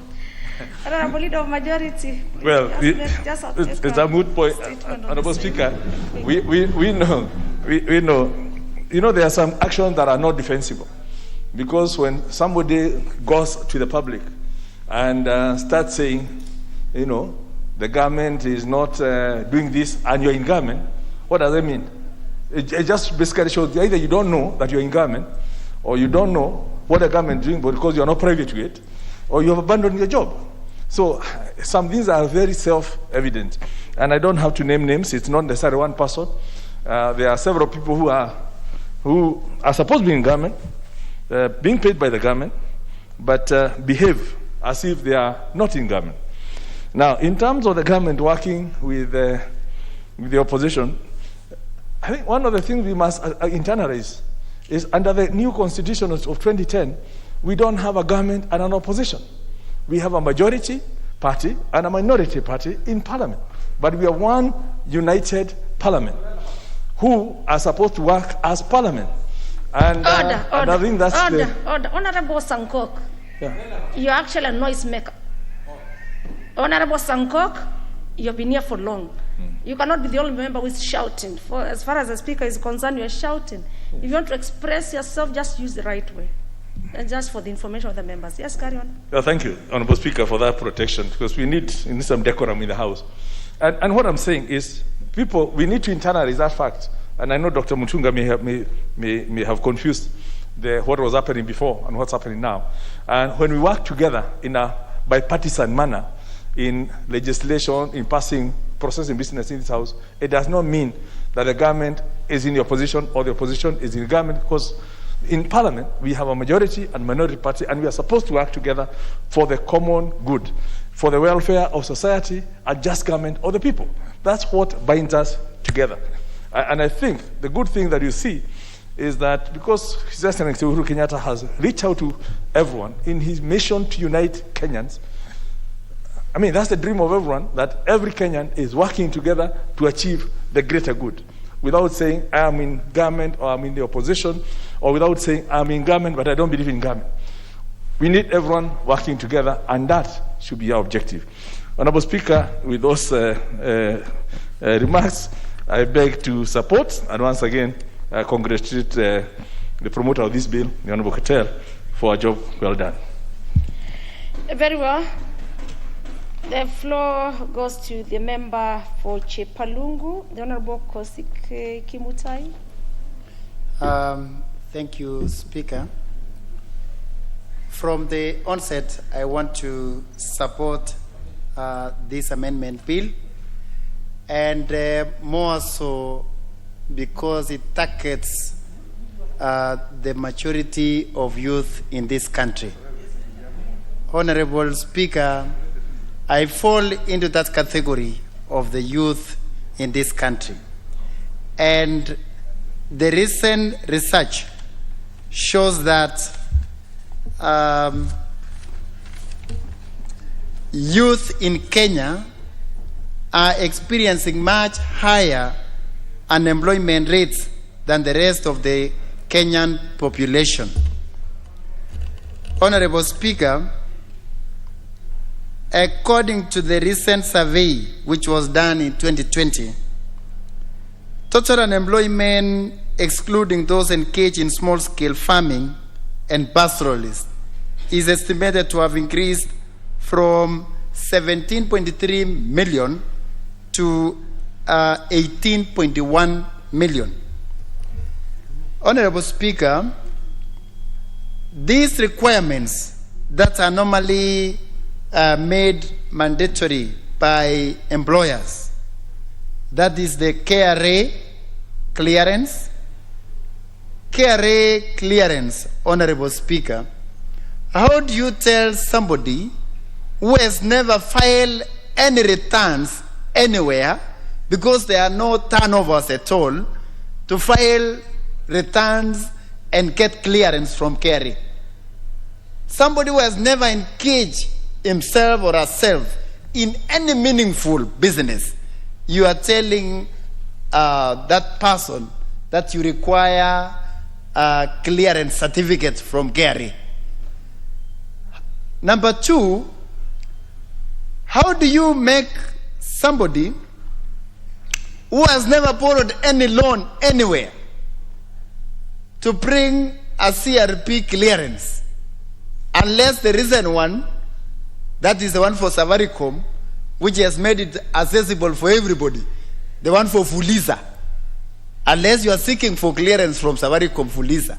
But all these other lending bodies, because of the requirements that are required for an individual to get loan, you cannot meet the minimum requirement. You want clearance. Honorable Speaker, it's very important that we don't make these bodies that are mandatory for clearance one way of the government to generate revenue. By charging 2,200, by charging 1,050, that is from the good conduct. As a government, we should make all these things free, so that everyone can hustle anywhere in Kenya to get job or not to. Honorable Speaker, right now, unemployment rate in Kenya has become one of the pandemic. I call it pandemic because the next general election, which is coming 2022, I see it will be a revolution. A revolution in the sense that most Kenyans will decide on their future, not determined by the tribes that we are engaging or regions that we come from. Kenyans will decide the next election based on what will be coming to their table. It doesn't matter the level of education or the careers that we have chosen. What will determine is what will belong to each and every Kenyan. Honorable Speaker, this is very critical for most of us, that the few job employment or vacancies that are in government. The question that we have in Kenya is about who sent you or who do you know. In other countries, Honorable Speaker, the question that comes to all people who are eligible whenever there are job opportunities, the question is, what do you have in terms of credentials? But Kenya, it is the opposite. Who sent you here and who do you know here? Honorable Speaker, we need to change and bring Kenya to a part with other states where we open up the economy, where each and every one of our youth, from whichever level of education, whether you are in certificate level, degree level, or master's level, it's good to open up the economy where everyone is able to get what to do at any given time. During campaign pledges, most of us here, we need to be honest. We always promise our electorates that we are going to employ them. But in reality, how do you employ them when the government itself is not opening up areas of employment? Look at for example, the one for Kenya Police and prison and all that. Is normally done yearly. If you look at our budget, we normally allocate budget for recruitment. But since 2018 up to date, it's only one recruitment which has happened. How about all the other money that we have been injecting to administration for employing our youth? Honorable Speaker, I was in my constituency recently and I met some youths. You know what they told me? Mheshimiwa, is there a way that you can assist us? We reapply the identity cards. They want to increase their age to 70 years and above. Ndio wapate pesa ya wazee. It is so embarrassing, Honorable Speaker, when you find such situation happening. And majority of them, ile kazi imepaki sahi, ni kazi ya kutafuta kazi. I'm using that so that I make it understandable by everyone. Ile kazi imepaki Kenya ni kutafuta kazi. Yani kazi imekuwa kutafuta kazi. Honorable Speaker, let's change the way and models of how we approach the youth and other people whom every year they are coming out of universities and colleges, so that we can bring this country at par with with other countries in the world. I beg to support this amendment bill, Honorable Speaker, and thank you very much for giving me this opportunity to add my voice on this. Interesting debate, honorable members. The member is consulting. Mutua Barasa, the member for Kimilili. You have the floor. Thank you, Madam Speaker, for giving me this opportunity to support this very important bill. I say so because all these agencies that employers will seek that a particular person should get clearance from, they are available within this country. And there must be a way where if an employer wants to verify if a particular candidate paid help loan or not, they should be able to write an email to that particular institution, and that institution will be able to reply to them. So we are not saying that they should not solicit for this information, but they should find their own way at their own cost by an email or by a phone call, so they can be able to develop that particular procedure to be able to look at the stability of that candidate or not, Honorable Madam Speaker. Madam Speaker, we have had a very big problem in this country. And all these even private employers, they always develop their recruitment processes and policies on a very many statutes that this House has approved, Madam Speaker. And the government must begin by demonstrating that this burden of looking for these various documents should never be on the shoulders of unemployed persons, Madam Speaker, because even government itself, you've seen very many advertisements. The government will always ask for these documents. Now, how can a government ask for these documents from a candidate, yet the government itself is the custodian of this very same document, Madam Speaker?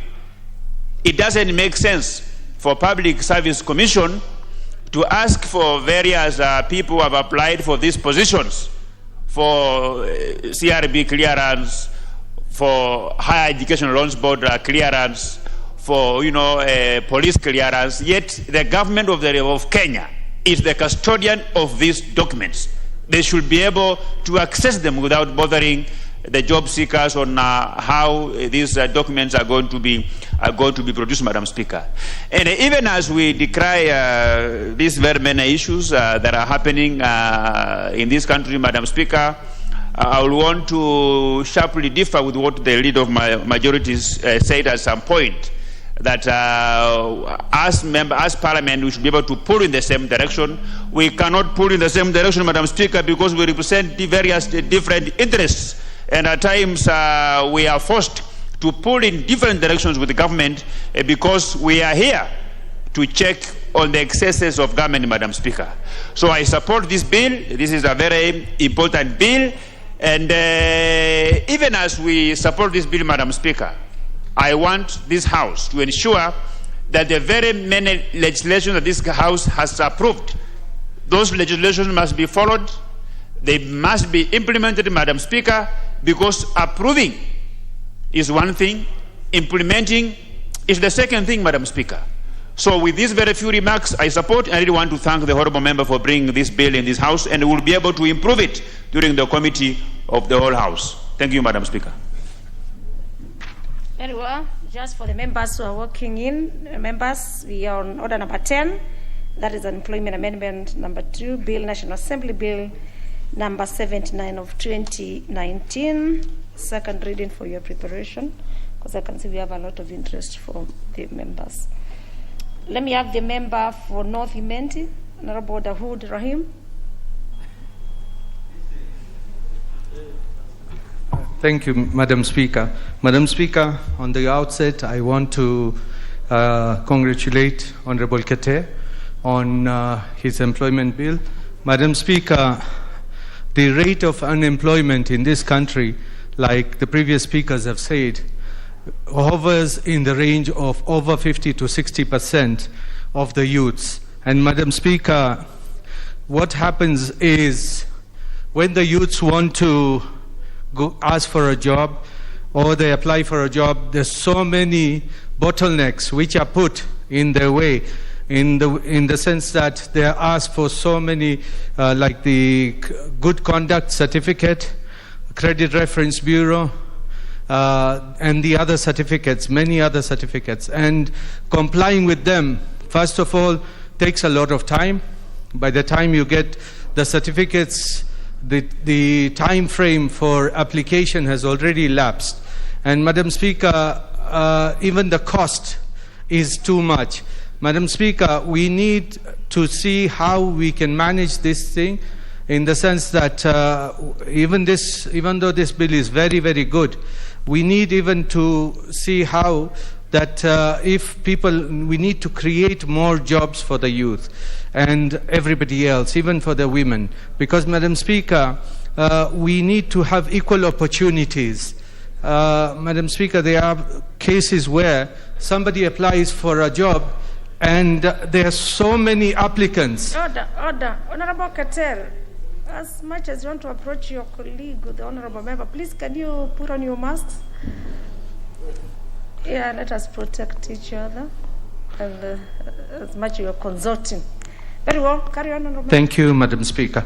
Madam Speaker, we have cases where the applications, like the other day, where the jobs were advertised for the UK, the nurses. Madam Speaker, there were only about 2,000 to 3,000 jobs available for nurses to the UK.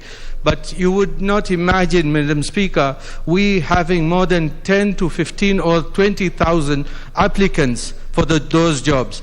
Madam Speaker, every job in Kenya, one job, about 4,000 people apply for a job, for one job. And Madam Speaker, it becomes very, very difficult if we've got so many people applying for jobs, and at the end of the day, only one becomes successful. So what, Madam Speaker, we need to do as a government is to see how people can get jobs, as well as create employment, a self-employment creation. Madam Speaker, we've got the Uwezo Fund, we've got the Youth Fund, we've got the Women Fund. But Madam Speaker, the only issue we have is some of those funds are not really working because there is so much bottleneck. And Madam Speaker, we need even to remove those bottlenecks in those funds so that the people can be even self-employed. Madam Speaker, I have seen Honorable Kate has even put that contract should be a simple contract. Any employment contract should be simple and which can be understandable. Many a time, Madam Speaker, you go to any employer and the contract will have so many small letters where it's hard to understand what exactly it is, and it ties you. There should be an exit clause or a notice period, and as well as what kind of notice should be given. Because if somebody has been employed and he's not satisfied, what are the ways to go about complaining? And if there is an employment ombudsman, Madam Speaker, we need to have something in the sense that somebody, if he is aggrieved, if he or she is aggrieved, he can go to some place where he or she can complain that the terms of employment, because, Madam Speaker, going to court is tedious in this country. Even though we've got a new CJ, Madam Martha Koome from my constituency, she's the CJ of Kenya, and she has even promised that we will be finishing cases fast enough. But even that fast enough, Madam Speaker, will take you between 4 to 5 years. And by that time, whatever you wanted to do or give a notice or anything will not have been done. So, Madam Speaker, we need to have an ombudsman. We have got, I think, an employment tribunal, but we need to now speed up any things which are beyond the contract, which cannot, or through arbitration. Madam Speaker, Honorable Sankok earlier mentioned about the highway, and I want to put it on record that the super highway, the one which is being done, is at 60 billion, and not even a coin of the government is in that contract, Madam Speaker. And because it is being done under the public-private partnership. And, Madam Speaker, it is a BOT, buy, operate, and transfer. So that what basically it means, after 30 years, the contractor, whoever is doing it, he is already impacting on the system, because he has employed, Madam Speaker, if anybody goes on Mombasa Road or Wayaki Way, they know how many people are employed. So he has created employment. In the process, in 30 years, if he does not recover his money, he will go a loss. That's his problem. But he will have to give that whole project to the government of Kenya, and that is what the contract is about. But, Madam Speaker, we need to encourage more public-private partnerships. The government and Treasury need not take any more loans, because that is what is draining the employment, what we could do, employment and businesses for the SMEs. So, Madam Speaker, I want to congratulate the honourable member, and I say I join the others and we will vote for it. But like the member for Kimilili has said, Honourable Diddams Baraza, this bill has gone through. Madam Speaker, we need to find a way of putting the question for all the bills, private members' bills. Madam Speaker, my bill, this is the second week that we have not been able to vote on it. And Madam Speaker, we will never reach the threshold of quorum if this is the way we are going to go. So, Madam Speaker, I beseech you and the substantive Speaker that we find a way to get the private members' bills be voted on, because otherwise, if it's going to be Wednesday mornings only, then I'm afraid we will never get private members' bills passed by this Parliament. And not just passing, we need to even implement them. Thank you, Madam Speaker, and I beg to support. Very well, the member for North Imenti. And now I have the request from the member from Navakol, Honorable Wankwe Emmanuel.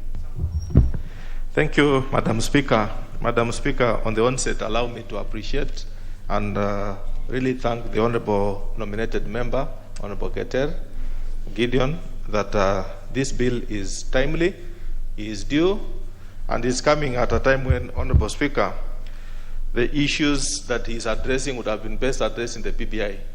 But now that the PBI is no more, or is not yet there, Honourable Speaker, I think he has taken a good shot, and we are moving on well as we wait for the decisions of the Court of Appeal, Supreme Court. Honourable Speaker, Honourable Keter is addressing issues of the youth, and all of us must rise to the occasion and support the youth of this country.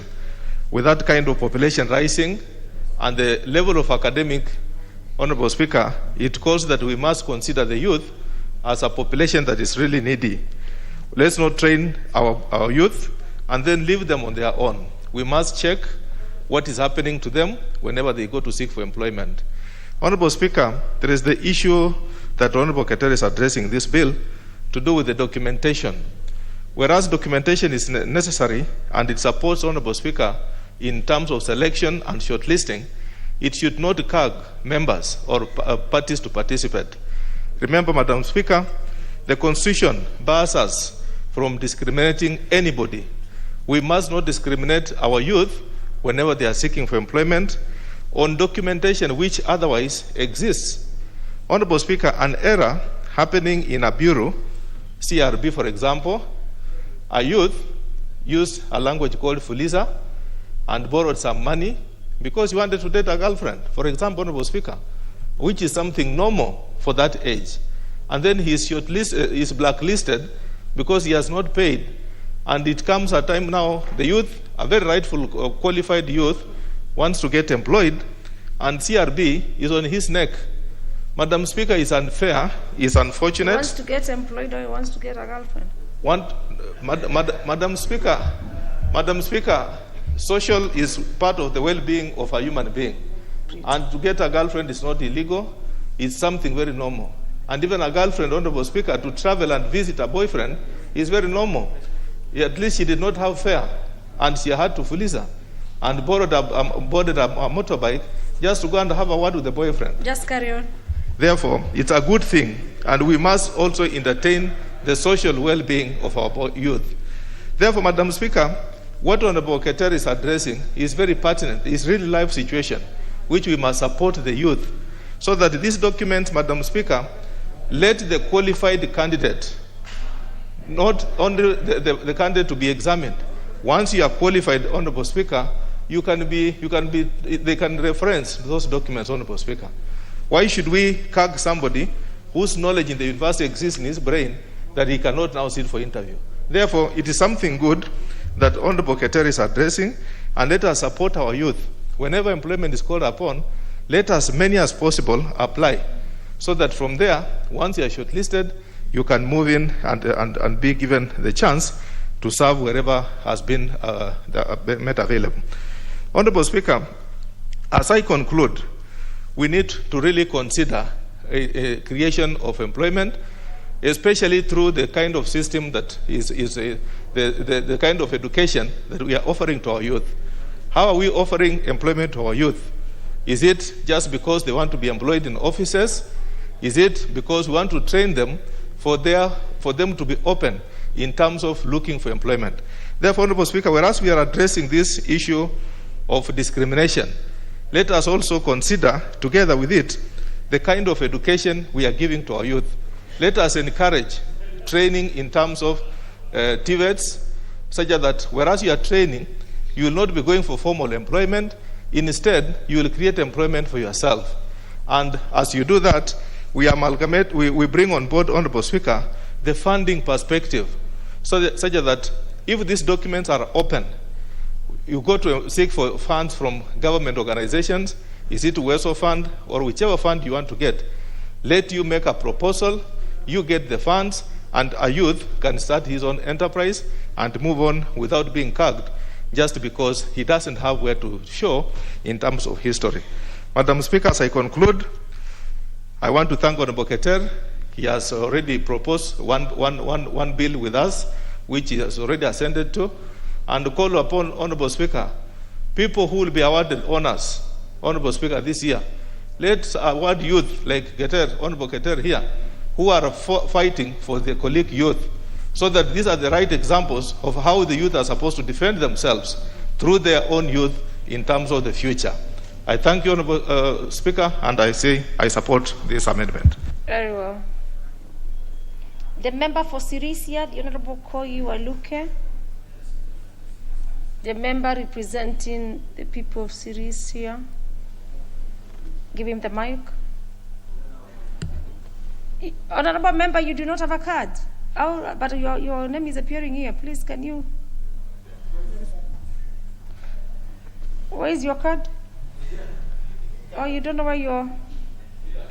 Yes. Thank you, Honorable Speaker. I'm sorry for that. Where I was sitting, I think You had forgotten. there was no handle. Honorable Speaker, I want to thank the member, Honorable Keter, for bringing up this bill. It is too timely for us as a House to discuss. Honorable Speaker, the youth of this country, Madam Speaker, have suffered. And as a House, Madam Speaker, we need to be serious as members of this House, members of Parliament who represent the people of Kenya. We represent the youth of this country, Madam Speaker, and many of them, Madam Speaker, who have graduated from universities out there, Madam Speaker, need help. And the country, the government of Kenya, Madam Speaker, need to be serious to create employment for these young people, Madam Speaker. Madam Speaker, we are sitting on a time bomb. The time, Madam Speaker, these people will get annoyed for the suffering that they are suffering, Madam Speaker, and go on the street of Nairobi or all the cities in this country, Madam Speaker, I think this country is going to be in a big problem, because it is their right for someone, for your child, your son or daughter who has finished school, university, Madam Speaker, to get employment. They don't have money even for their upkeep after finishing universities, their education, Madam Speaker. And after finishing a university, remember your son or daughter is begging even to get something to eat, or even soap, or even clothing, Madam Speaker. Madam Speaker, I blame the World Bank myself. many of our institutions, World Bank ordered to be privatized. And initially before, during our time, Madam Speaker, the youth of this country used to enjoy. And when World Bank came in, forcing for privatization, is when this country started to have a problem of employment for our youth. Because this institution or industries, government industries, have collapsed. And sometimes people force the institution or the industry to collapse so that other people can buy it at a throwaway price. And when they buy it at a throwaway price, Madam Speaker, the person who bought it will only employ people who or she knows from his or her tribe. And that is why we are having a very big challenge in this country, Madam Speaker, of employment to the youth. So we need to be serious, Madam Speaker, as I speak, that members of this House must be serious, because over 5 to 6 million youths, Madam Speaker, graduates who are out there looking for a job, tarmacking. They are jobless, and Madam Speaker, something must be done immediately as yesterday.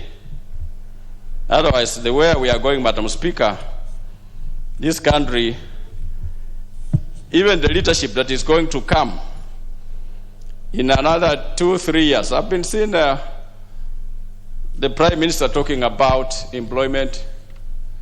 Wherever I've watched him this week, that our youth should get good jobs after completing their schools.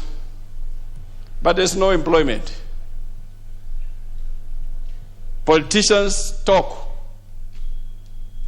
But after that, Madam Speaker, after getting voting for us as politicians, there's nothing, because that person will again complain after 5 years. So, Madam Speaker, this is the problem that we are having in this country, and it's a very serious problem. And this bill is very important at this time of need, talking about the youth of this country, Madam Speaker. For those few remarks, Madam Speaker, I support and urge the members, all of us, to support on this employment bill, Madam Speaker. Thank you. Very well.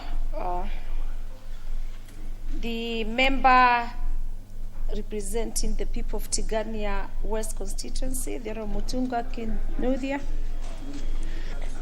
Thank you, Honorable Speaker, for this opportunity to also add my voice to this particular very important bill. Honorable Speaker, the Honorable Ketel, who is the chairman of the parliament, the youthful parliamentary group, has made a major move to support his own category of members. Honorable Speaker, there are very many youths who are not employed in this country. And the reason is that we are not creating jobs in Kenya. In affluent or in a better planned economies, Honorable Speaker, we trained with specific possibilities in mind. We do planning. Kenya today has 2.98% unemployment rate. The unemployment rate for Kenya is 2.98%. Having gone down, having increased by 0.38%. Honorable Speaker, even if you look back those other years when unemployment rate was decreasing prior to 2019-2020 pandemic, that the decreases were marginal. That implies that you've not been really reducing the unemployment rate at a commensurate or rate at which, we are discharging youths into the market. Honourable Speaker, the timing for training and career development should match the timing for availability of jobs. What we are doing in this country is producing very educated Kenyans and throwing them into job markets, and as many other members have said, their main occupation becomes job seeking. Honourable Speaker, we should therefore ask ourselves, what do we have in our hands to be able to help the youth of this country? Being a country with what I may call sufficient skilled labor, which is not utilized. Don't we think it is time that we changed into a labor-intensive economy where every employer, every institution, every formation that offers employment is compelled to increase the number of people they can engage and reduce the levels of mechanization? I may sound illogical in the 21st century proposing that we reduce mechanization, but Honourable Speaker, we have a problem. The problem is that we have Kenyans who are not employed, Kenyans who cannot support themselves in anything. Kenyans who leave school, and when they leave universities and colleges, they do not have any mechanisms of supporting themselves. Kenyans who have gone through school under difficult circumstances, they use higher education loans board to give them loans. They use the CDF bursaries. They use, Arambes and borrowing money from individuals. Then when they get into the employable stage where they are already qualified, they have no opportunity for employment. My proposal, Honourable Speaker, is that we need to look at this bill and ask ourselves, don't we think it is time we changed into the mode of asking those who can employ to increase the numbers instead of reducing the numbers? Honourable Speaker, we need to stop lying to our youths. There are very many things that we say as individuals, as institutions, even as government, which are lies. I remember, Honourable Speaker, the BBI bill did propose that there is going to be creation of a youth commission. In this country, we are alive to the fact that there is a whole ministry of youth. This ministry of youth is sufficient. We don't need a constitutional commission for us to attend to the issues of the youth. Let us tell the youth the truth, that we are not creating jobs, and therefore we need to wake up to the reality that we need to create the jobs. Honourable Speaker, we need to employ all levels of flexibility. Flexibility at the institutional level, flexibility at the training level, so that even the jobs that we are training for should be known, so that we package this usefully to be able to get into the job market. There are opportunities to create jobs. One of them is in the agricultural sector. If we look at the entire value chains, the many value chains that we operate in, and we look at the supplies management within those value chains, we can create many jobs. But we have left our agricultural sector unorganized. We've left our farmers to survive somehow. We cannot declare quantities of anything.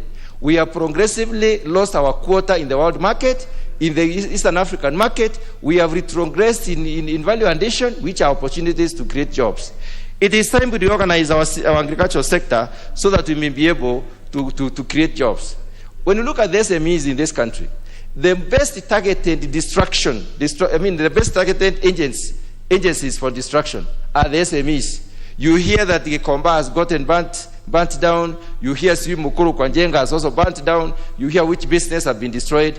We normally draw the workers out of our towns so that we can have better streets to walk through and we promote other shops. Honourable Speaker, we have traveled widely in this world.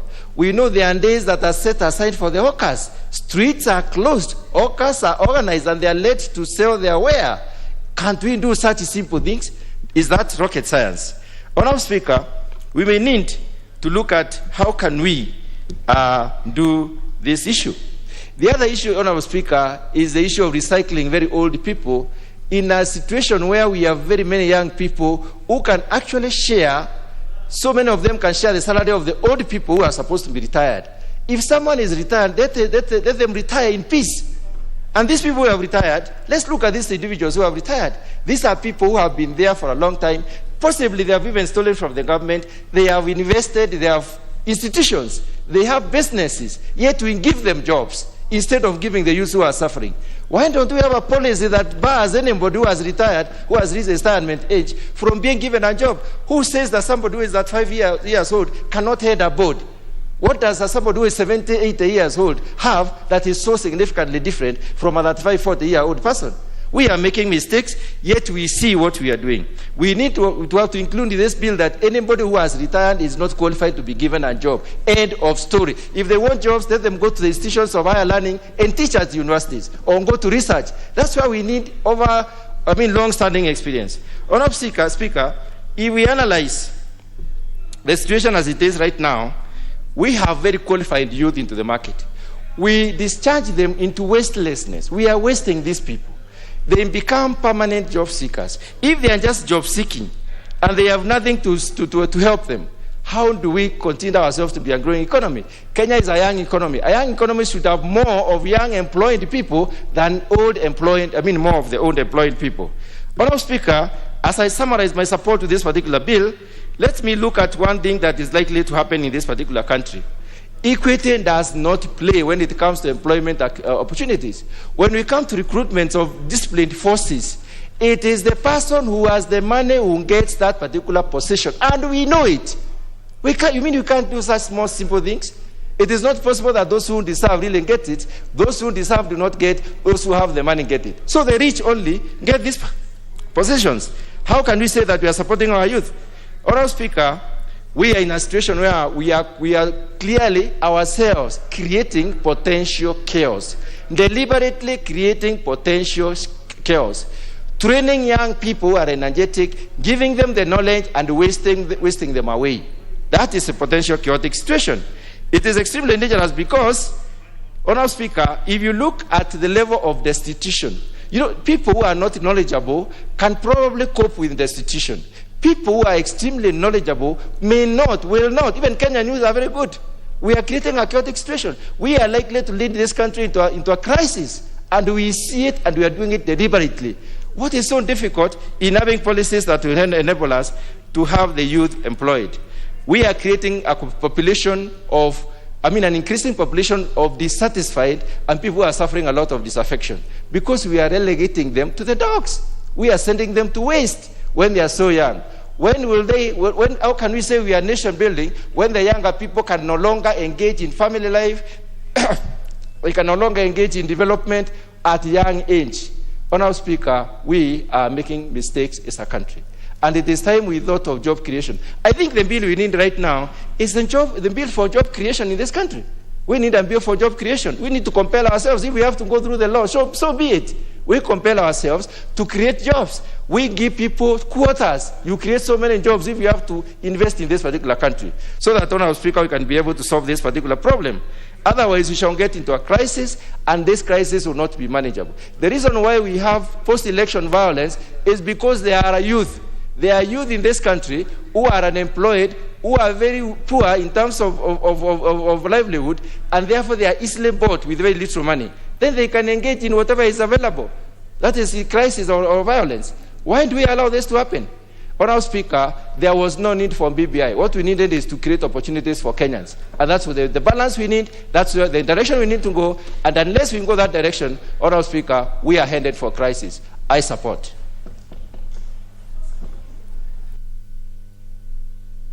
Very well spoken. Then let me have the member for Nyando, the Honorable Kelo Odoyo. Madam Speaker, I thank you very much for this opportunity. And on the same breath, thank my brother, Honorable Gideon Keter, for coming up with such an incisive amendment of the Employment Act. It is true that as a nation we are bogged down by documentation, some of which are utterly unnecessary. When people apply for jobs, there are 5 critical documents that they have to annex to their letter of application, some of which, according to the employers, are very critical in determining the character of a person that they would want to recruit. Honorable Speaker, as we know in this country, those documents are again susceptible to abuse and manipulation. And therefore, there is nothing that stops an applicant from annexing fake documents.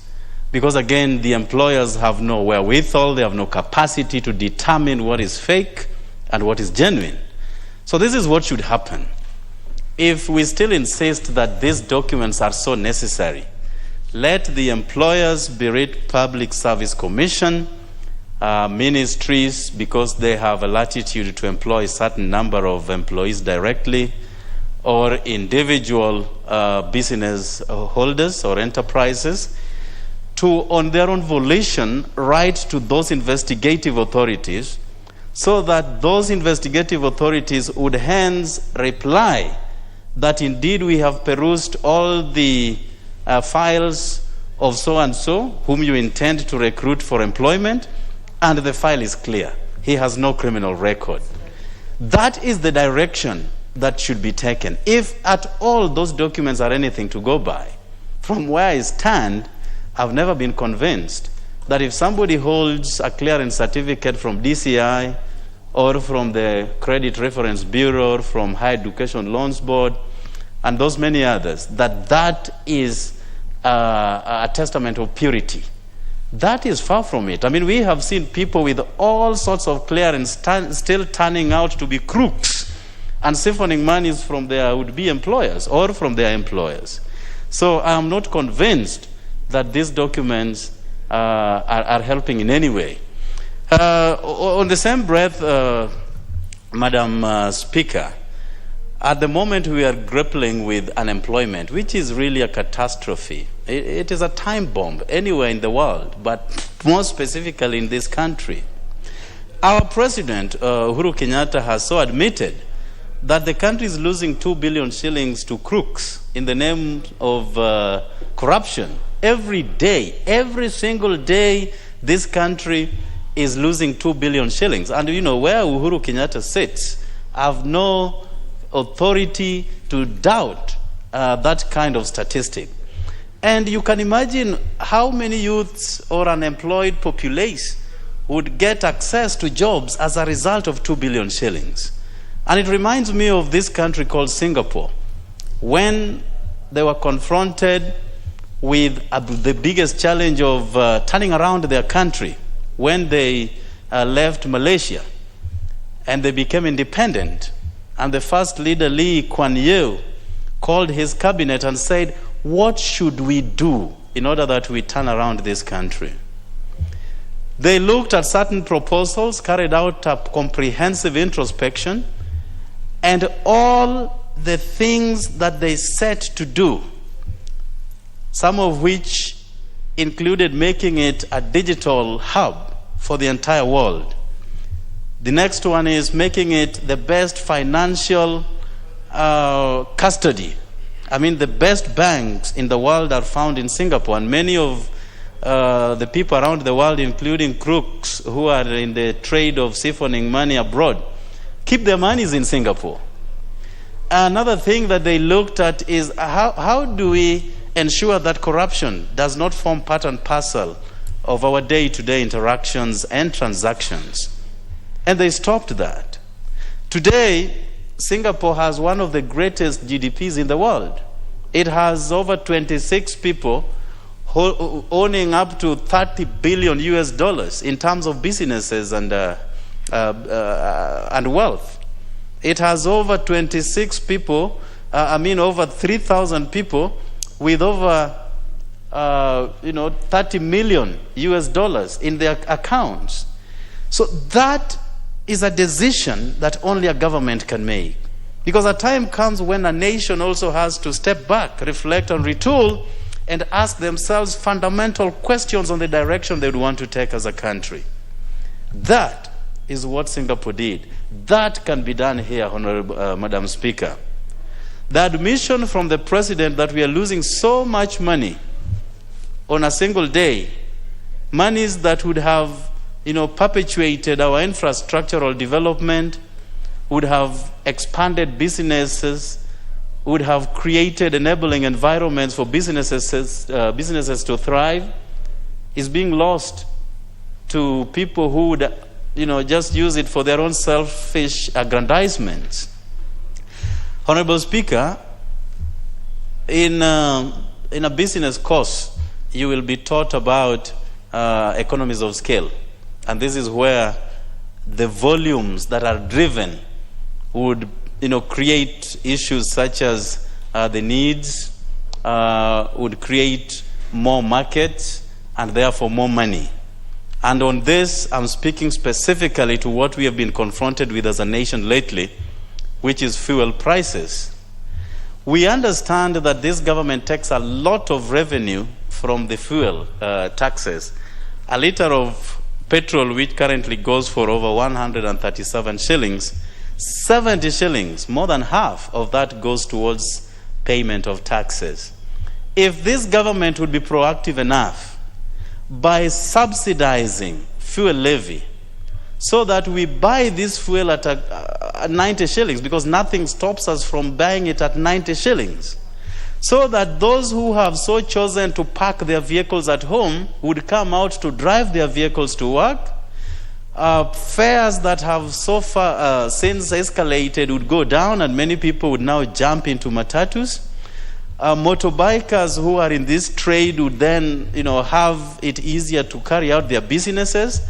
At the end of the day, we are going to push volumes and volumes of oil into the market.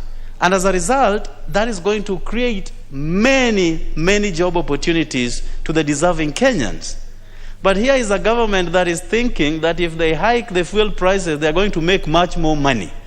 You only make much more money if you create a demand. And that demand is met by supply. And that supply is therefore turned around into monies which are then going to be taken over by government taxes, which should also be lesser than what they are today.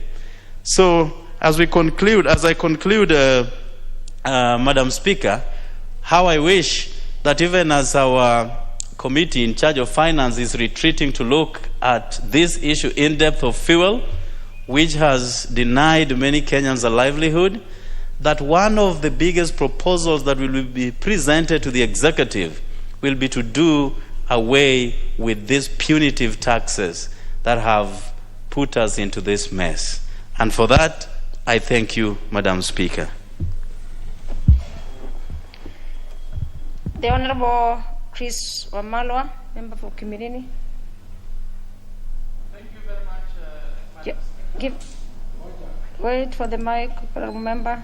Sounds of record. Give him the mic.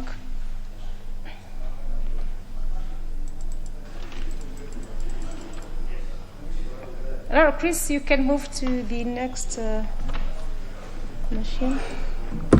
Thank you very much, Madam Speaker, for this opportunity. First and foremost, I want to congratulate Honorable Keter for this particular amendment to the Employment Act. And Madam Speaker, the Employment Act is specifically to provide regulation on matters of employment. It also provides for the fundamental rights, Madam Speaker, of the employees. And it cuts across the entire chain, starting from the time of entry, during the work, and during the exit. Madam Speaker, one of the fundamental issues when you look at Section 9 of this bill, it's about the issue of documentations, the documents that are required maybe before you're employed. And you are aware, Madam Speaker, in this country, even when you want to run for a position right now, there are many documents that are required. Of course, when it comes to academic qualifications, you must have a certificate from a recognized learning institution. And because of also the issue of somebody's conduct, you are required to get a certificate of good conduct from DCI. And it comes with a cost. And right now, there's also a requirement, Madam Speaker, where organizations are demanding that you must get clearance from the CRB, the Credit Reference Bureau. Madam Speaker, the circumstances we are staying in, majority of the people who are looking for employment are the youth. And from statistics, it shows clearly right now, Madam Speaker, that the people who are unemployed, 90%, they are the youth. And this youth, Madam Speaker, most of the time they've just come from the universities or from learning institutions. And if you are told that you need a certificate of good conduct, that certificate does not come without money, because you pay money. You have to travel to that particular place, Madam Speaker, to obtain that certificate of good conduct.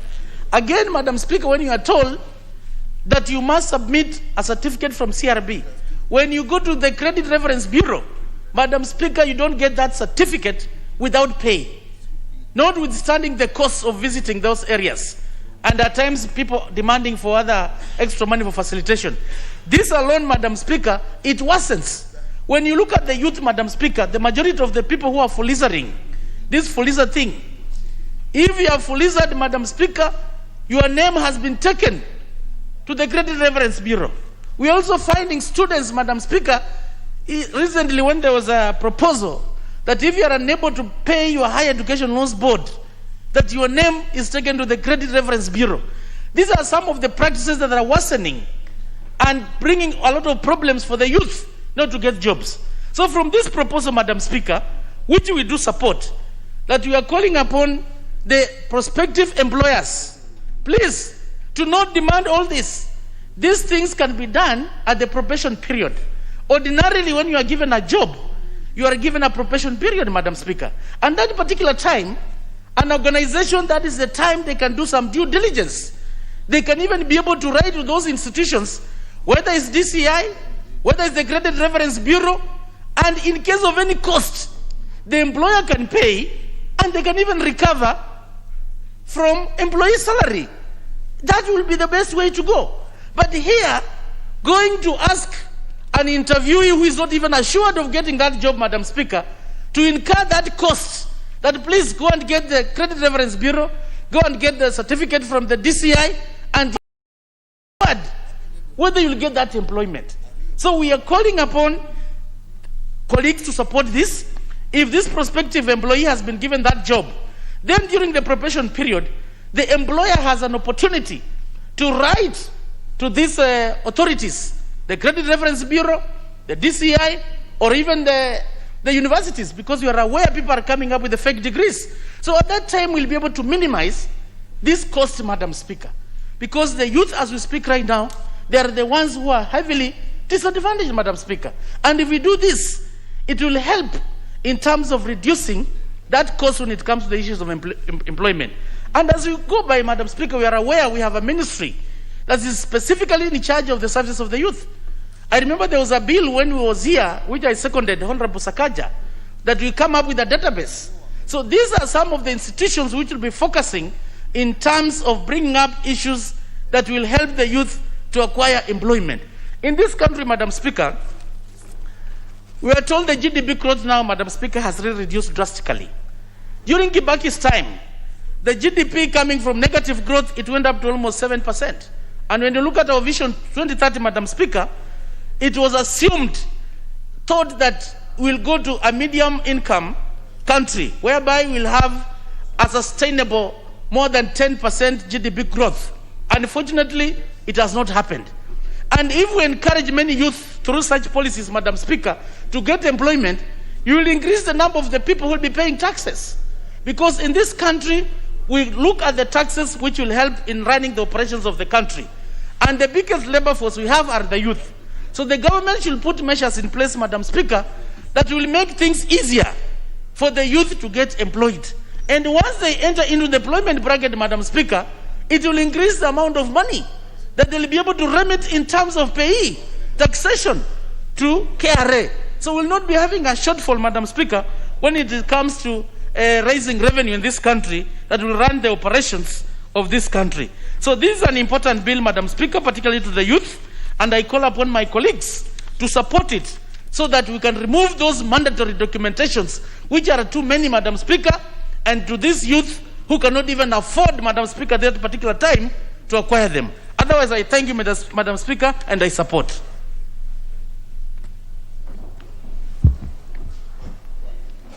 The Honorable Session Wilson, nominated. Yeah, thank you, Honorable Speaker. I rise to support this amendment bill, and I congratulate Honorable Keter for bringing this amendment. Honorable Speaker, as we do so, of course, the bureaucracies that have been created as a requirement by various employers is because of an obvious factor. Labor is a factor of production. And in this country, historically, there's been a scarcity of labor, and these conditions were never in place. But now, currently, we have got one of the highest unemployment rate in the world from statistics, particularly when you look at youth unemployment placed at 68%, these barriers that have been in existence have greatly affected the youth. And when you look at statistics in this country, and it has been alluded by many, through the youth unemployment, of course, we have a very high oversupply of even skilled labor.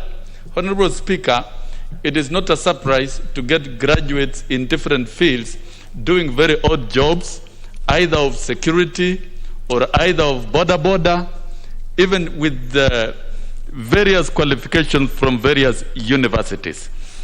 Another area of oversupply, if you look at it in the teaching service, currently we've got close to over 350,000 trained and unemployed teachers, and some graduated as far back as 2009.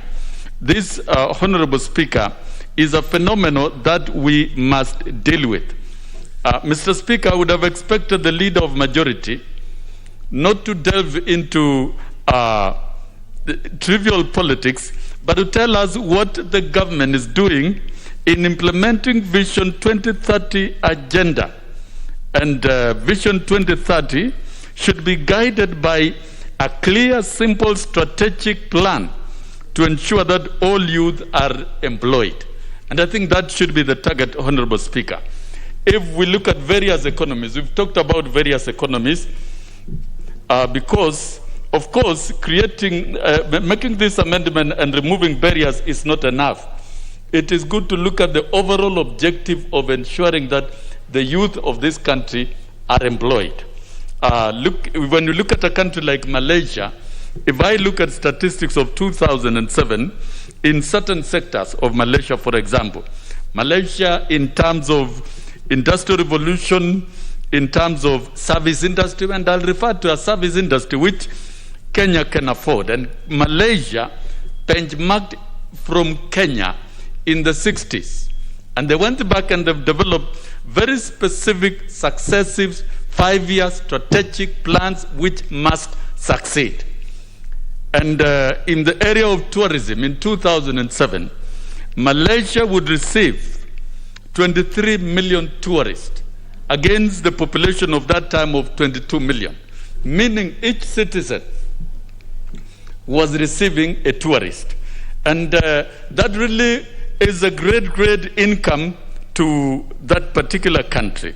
The other area of service industry in Malaysia is education, that receives many foreigners to study in their universities. So the service industry alone in Malaysia is driving the economy in a very tremendous way. And labor availability in Malaysia is beyond the existing population, to an extent that Malaysia is importing labor in huge numbers from Philippines, India, and Singapore. And when we look at Kenya, the economy of Kenya, it has that ability to create jobs for all the citizens and even employ others from elsewhere. Honorable Speaker, as I support this bill, I would wish to remind the House of the provision of Article 54 of the Constitution. Our Constitution was optimistically written and negotiated. And Article 54 says very clearly, it is the responsibility of the government to train the youth and provide them with meaningful employment. Train the youth, and not just the youth, all the youth. And therefore, progressively, within the frameworks of Vision 2030, National Government Economic Agenda, and even the manifestos that the various political parties are generating prior to elections, it should be conscious to the provision of Article 54. And I also urge the youth, led by Honorable Keter and the rest, we need to struggle, lobby, and fight and advocate for all the youth to be employed in this country so that they can lead decent and meaningful lives. So the Constitution was not written in vain. This National Assembly, the executive, And the economic planners of this country should customize and endeavor to ensure that this provision is implemented. And I can see if within the master plan of Vision 2030, which also talks of Kenya should be able to produce the most competitive human resource by the year 2030, we should not only be having skilled labor within the country, but even exporting labor to other markets and other economies. Honorable Speaker, the bureaucracies that have been created, that you go and collect, get clearance certificate from income tax, get good certificate of good conduct from the Director of Criminal Investigations Department. These are just semantics to pacify the youth who are not employed. This was never done before. During times when there was shortage of personnel, those of us who were trained in various universities, before we even left universities, we were employed before we even satisfied the Board of Examiners that we've passed. So, and I think, Honorable Speaker, what Kenya should be doing is to grapple and deal with finality with the problem of youth and employment. Honorable Speaker, the other aspect of data should be automated. As a country, we've come so far in terms of ICT integration in governance, and therefore data should be digitized for all citizens, including the unemployed youth, so that when there are jobs, it would be very easy to assemble those data and analyze. Honorable Speaker, this country at some point shifted the retirement age from 55 to 60 without any good reasons. And it was an escapist strategy to run away from meeting the pensions obligations. Mr. Speaker, this has created a logjam in the public service.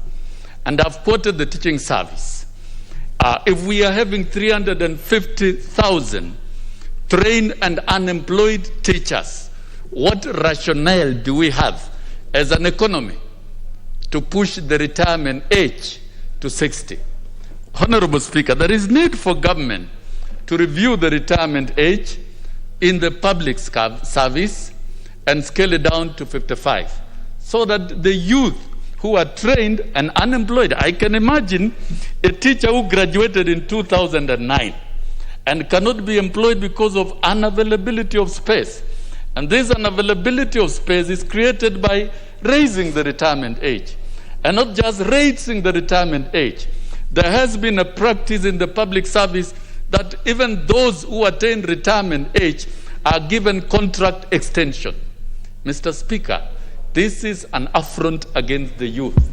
If Honorable indeed, Session, you've repeatedly referred me as Mr. Speaker. Madam Speaker. Not once, not twice. Yeah, Madam But Speaker, several. I apologize. You know, when I'm in the mood of speaking, I apologize, Honorable I confirm Speaker. that I'm a madam. And then finally, Not a Mr. Honorable Speaker, we sometimes in this house we trivialize very serious matters. If we talk about bottom-up economic model, middle-out economic model, which Joe Biden has been talking about, if we talk about investment, more investment in the social sector, we are talking about the same things. And what we are simply saying is that we must work hard, make our economy work. And I believe that will be the flagship of the coming general elections, that the theme of the general election is revival of the economy and ensuring that the youth.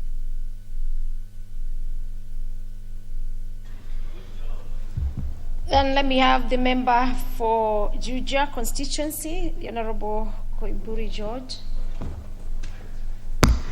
Thank you, Madam Speaker, for giving me this opportunity to add my voice in this bill. Honorable Speaker, this government has lost focus.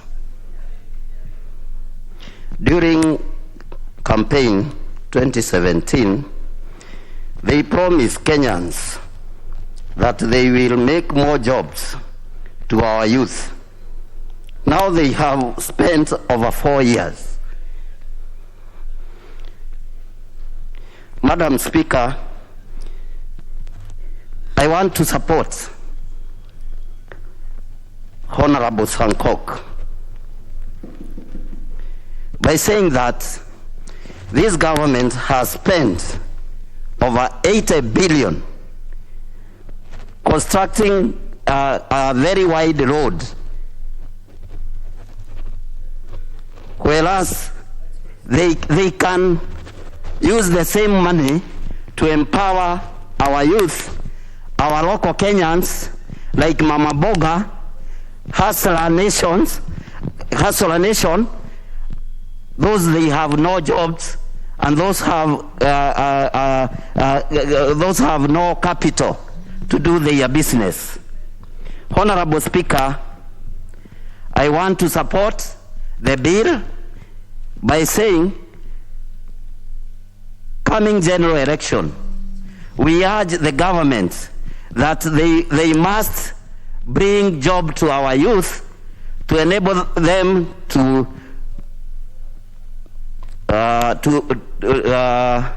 enable them continue building our nation and paying taxes.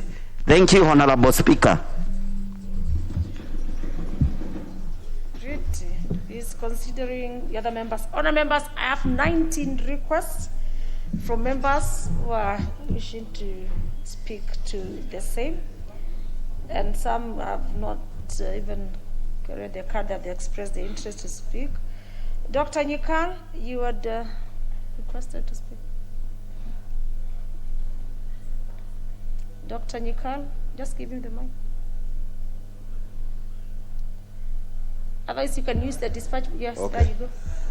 Thank you, Madam Speaker, for giving me opportunity to contribute to this bill. Madam Speaker, the objective of this bill is very clear and specific: to remove the requirements that have financial implications at the time of application for jobs.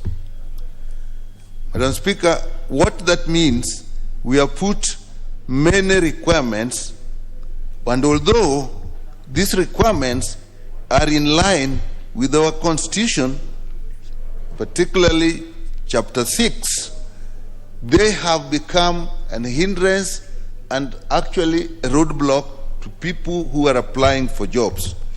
For example, you need certificates from KRA to know that you are tax compliant, certificate from the police of good standing, you need a certificate from Credit Reference Bureau, you need a certificate from HELB, you need a certificate from EACC, and all these have financial requirement. Yet, the people who are applying for these jobs actually many times have financial hardships and are not able to just raise the money to get these certificates done. So, Madam Speaker, as much as it is good that we look at Chapter 6, that we look at the integrity of the people that we employ, so that we ensure that services are delivered efficiently by people who have the service the country has had when they're offering services, it has turned out that they are basically a disadvantage.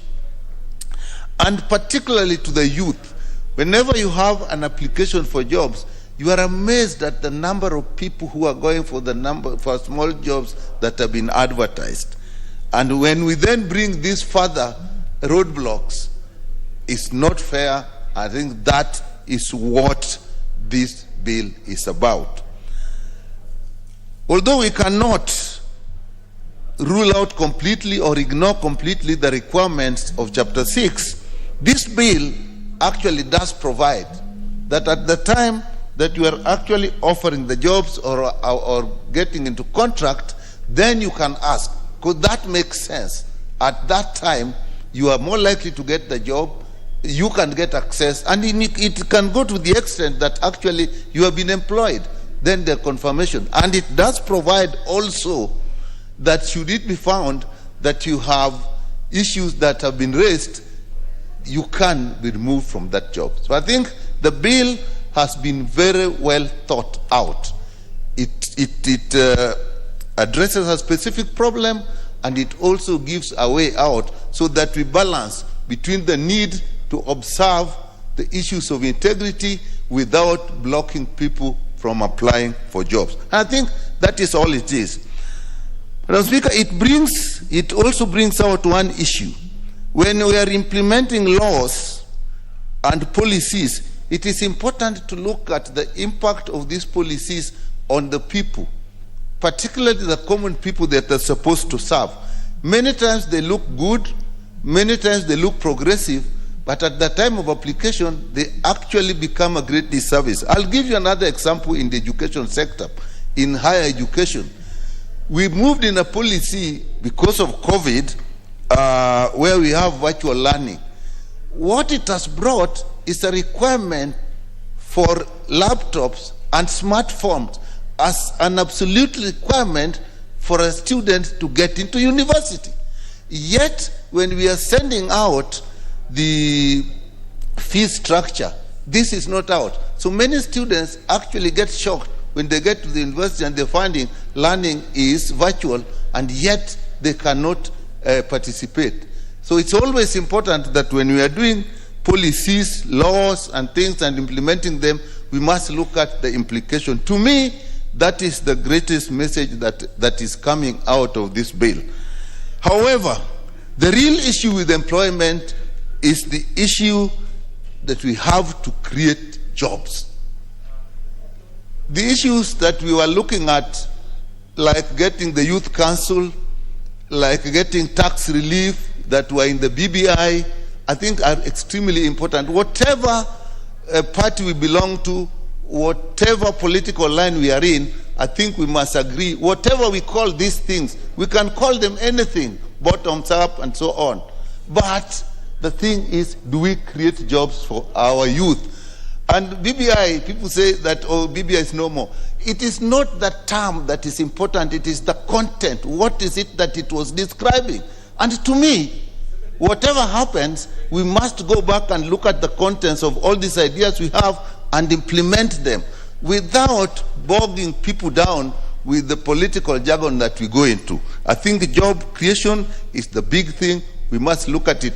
Okay, we can reduce the age of retirement, but I've looked at that and look at what happened in Spain. You then have a huge number of people who are actually retired, but actually are being paid pension. So you then up with the pension load for people who actually now are not working at all, and you are paying them.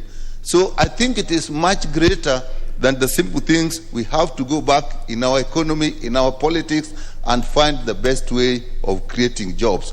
But for this bill, I think it addresses the problem and gives a solution. And for that, Madam Speaker, I support. You support very well. The member, Ibrahim Sahal, nominated member. Honorable Ibrahim Sahal. Asante sana Mheshimiwa Spika kwa kunipatia hii nafasi ya kuchangia hii msaada ya vijana. Mheshimiwa Spika, ni huzuni sana kuona vijana wetu ambao ni wasomi wakitangatanga wakirandaranda ndani ya miji. Mheshimiwa Spika, hao watoto walisomeshwa na wazazi ambayo walisomeshwa na hali ngumu sana kulipa karo ya shule, na baadaye kuona hawana kazi. Mheshimiwa Spika, juzi nilikuwa Isli, nikaona watoto wakijifanyia biashara. Wakatafuta pesa, walifungua maduka. Mishoe wanasumbuliwa na KRA, usanyaji wa karo wa ushuru na City Council. Mheshimiwa Spika, hiyo inafanya vijana roho yao iharibike na kuenda kufanya uhalifu. Baadaye tutasema vijana wa Kenya wameharibika, wamekuwa wahalifu, wamekuwa nini. Hiyo ndio inachangia. Mheshimiwa Spika, ile ingine ni order member nominated Sahal. There's a point of order by the honorable member for Navakol. Yes, honorable member for Navakol, Emmanuel. Na Mheshimiwa Spika, naomba ni Mheshimiwa mwenzangu atufahamishe kwamba ametumia lugha au tamshi fulani akisema kwamba vijana wanatangatanga. Naomba nijue, Mheshimiwa Spika, akisema tangatanga maana yake ni nini, Mheshimiwa Spika? Tangatanga ni kutangatanga. Mheshimiwa Spika, sasa kutangatanga ni kutembea hovyo. Watoto hawana kazi, wanaenda kutembea ndani ya miji. Ni sawa kusema ni kutangatanga. Kutangatanga hata ni Kiswahili, Mheshimiwa Spika. Yes. Sasa Mheshimiwa Spika, tunafanya watoto roho yao iharibike ili wasifanye biashara. Mheshimiwa Spika, tukifanya watoto kila siku waende kwa maofisi wakibeba makaratasi, certificate, cheti kutafuta kazi, hiyo itafunja hawa roho. Mimi ninasema hivi, hata vijana wetu waende wafanye biashara. Kama wanaweza kupata pesa kidogo, mtu anaweza kujitengenezea ka biashara kidogo. Ile ingine, Mheshimiwa Spika, ni kuuliza vijana, uko na cheo, uko na cheti ya mwendo mzuri, uko na cheti cha mkopo. Hiyo imeharibu watoto na hawana pesa ambayo wanaweza kujilipia hiyo pesa. Nataka kusema hivi, naunga mkono kwa hii msaada na hongera Mheshimiwa Kater. Asante sana. Asante Mheshimiwa Sahal. Na sasa tumpe nafasi Mheshimiwa member for Mwingi West, Honorable Nguna Ngusia, is in the house? Is in the consultation room. Then member for Ingebe Central, the Honorable Irinko Kubai. Thank you, Madam Speaker, for giving me this opportunity to add my voice on this bill, this amendment bill, your employment bill. Madam Speaker, let me thank Honorable Kater for bringing this one, and at least I hope once it is enacted, it will bring sanity, it will bring, it will solve a lot of problems which the youth are already encountering, Madam Speaker.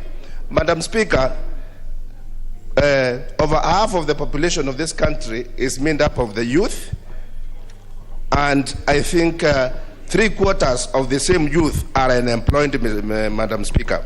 Madam Speaker, when you go out there and fight the youth who are loitering, yet it has been said, without jobs, they claim that we as MPs, we don't assist them to get jobs. And when you try to explain that the system is the one which has bogged itself with so many other things and forgotten the youth, it becomes very difficult, Madam Speaker. The entities which are supposed to be employing these people, some of them are closing up because of the poor economy, others cannot expand, and therefore they cannot absorb these youths. The government itself, which is supposed to have created structures and infrastructure and also open up avenues for creation of jobs like industries and other things, the government has not done the same. Therefore, you find that once we train the youth, and once they are already trained, they are left out there now without anything to do. And that is why our youths, most of them are going into drugs, into crime, and also they start now even doing things which are against the social norm. Madam Speaker, I only mention an issue like the youth fund. We have a youth fund in this country which gives youth some money so that they can start their own enterprises, Madam Speaker. But once these youths they apply for this money, they don't get it. Like in my constituency, Madam Speaker, I have a big problem where the ministry came in and recruited so many youth, and they had to cough 1,500 per youth to have that certificate and get that money. But unfortunately, once that was done, they did not get the same money, and now they blame the MP, that is me, or they blame other leaders for not having got that money. But it is the system which is not working in tandem with the numbers of the youth we have. Why do you ask a young person to fill a form to give money and you want to give the same? That is a big problem. Come to these other requirements, Madam Speaker. whereby if you want a job, you will have to go and get those certificates from DCI, CRB, ESCC, and the like. Madam Speaker, the person who is being asked to bring these documents does not even, they are even borrowing fare to go and get those things from those offices, Madam Speaker. And once you get those documents, you are not guaranteed employment. Madam Speaker, we are going wrong in this country in that management of our workforce, human resources not being managed properly, and that is why we find that the streets are full of young people doing nothing, and some offices have been closed, industries are not working, and that is why now to get the revenue from the few people who are working, you have to increase taxes left, right, and center. Madam Speaker, look at the education sector, where we are training teachers, but we are not employing them. You have teachers. The other day they closed these B1 colleges, but initially they were training a lot of teachers. But at the end of the day, once the teachers are out there, they don't get employment. They are given TSC numbers. They keep floating with them. In my constituency, I've got people who did they got their certificates of education going back in 2009, 2010. And to date, they have not been employed. They are growing hot, and they have no guarantee that they will be employed. And when you go to our schools, you find that there are so many schools which are understaffed. So teachers are out there, and the children are in school, and they have no teachers, and the teachers are not being employed. That is very poor planning, Madam Speaker. Madam Speaker, the youth are getting the worst, or they are receiving everything in our hot cup, Madam Speaker. These youths themselves, they don't have even ID cards. They spend the whole day queuing at the registration centers, and they end up not getting ID cards. If there's a job which is coming up, they are running up and down looking for an ID card so that they can get a job, because they cannot be employed without an ID card. Therefore, now the whole focus in this country, I have come to observe, is that most of the youth now are looking for these disciplined forces. Maybe the police service, KDF, and also the prisons and other disciplined forces, because those are directly now employing, and at least you get a salary after the short training you go into. Why? Because these other jobs, which each and every person would be looking for, it could have been easier, but they are not available. Madam Speaker, job creation in this country, we have got so many youth who can do other things without getting employed, or without going for the white-collar jobs, Madam Speaker. We need to have even electricity in our rural areas. Madam Speaker, if you go to the rural areas, and especially in my constituency, we have only 30% electricity connection.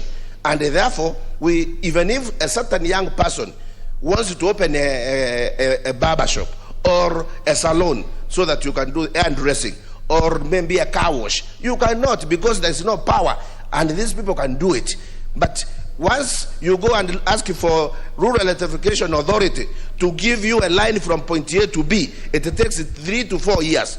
You go to the Kenya Power and Lighting, KPLC, for a meter, to get a meter so that it can be fixed in your premises. You start a job, it takes 4 to 5 years. We have cases in my constituency where transformers have been put in place 7 years ago, but they have never produced any light to serve anybody in this country. I don't know where we went wrong. We misplaced our priorities, and that is why we cannot create jobs for our people. If we had electricity across the country, everybody will be employed. Everybody will be getting something to do. People could be even doing hatcheries and incubate a chicken and get money from that business, Madam Speaker. Therefore, Madam Speaker, we should focus on how to reduce this volume of unemployed people in our streets, and if we don't do so, it becomes a time bomb. Madam Speaker, we are going to the election period, and each and every person who will be going for an elective position, you find them being followed by a troop or a battalion of youth who are coming to you for handouts because they need something to keep them going.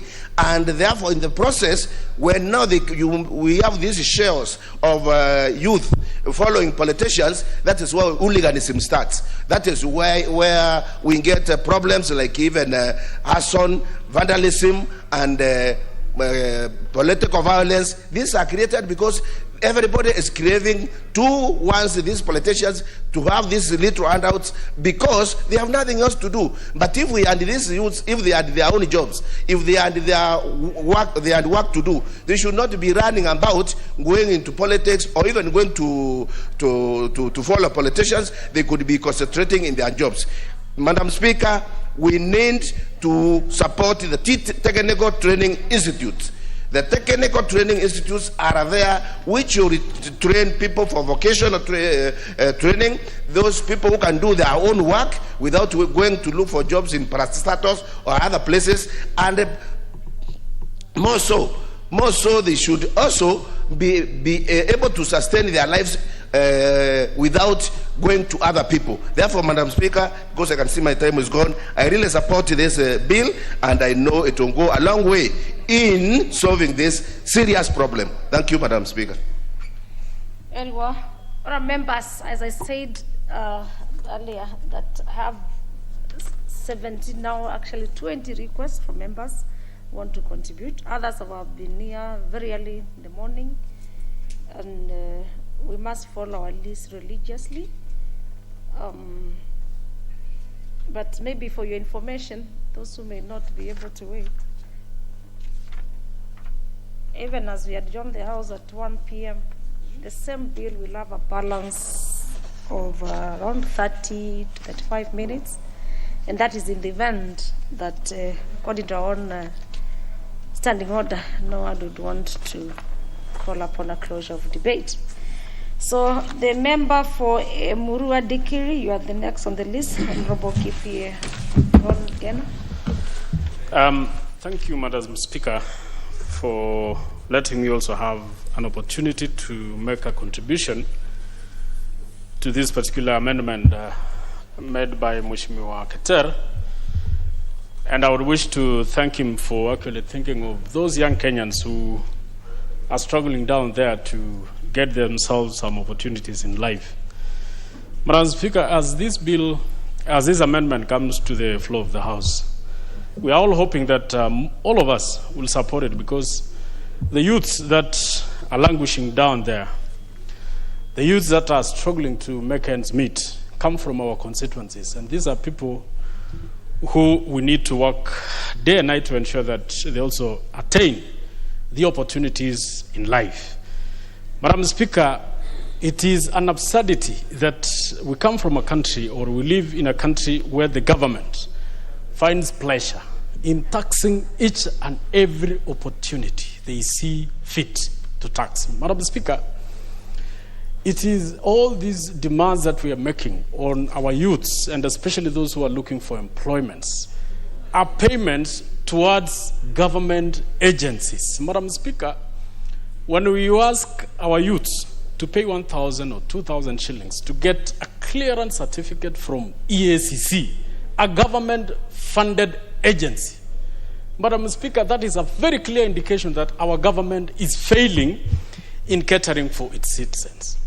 Madam Speaker, if we ask young Kenyans who are struggling, Madam Speaker, to pay 2,000 shillings to get a document from DCI, from CRB, from agencies that deals with higher education loans board, these are government agencies, Madam Speaker, and these are supposed to be offering free services, because we normally do budgets in this House that goes towards funding those particular agencies, Madam Speaker. So it is an absurdity that a government finds pleasure in taxing its citizens or her citizens.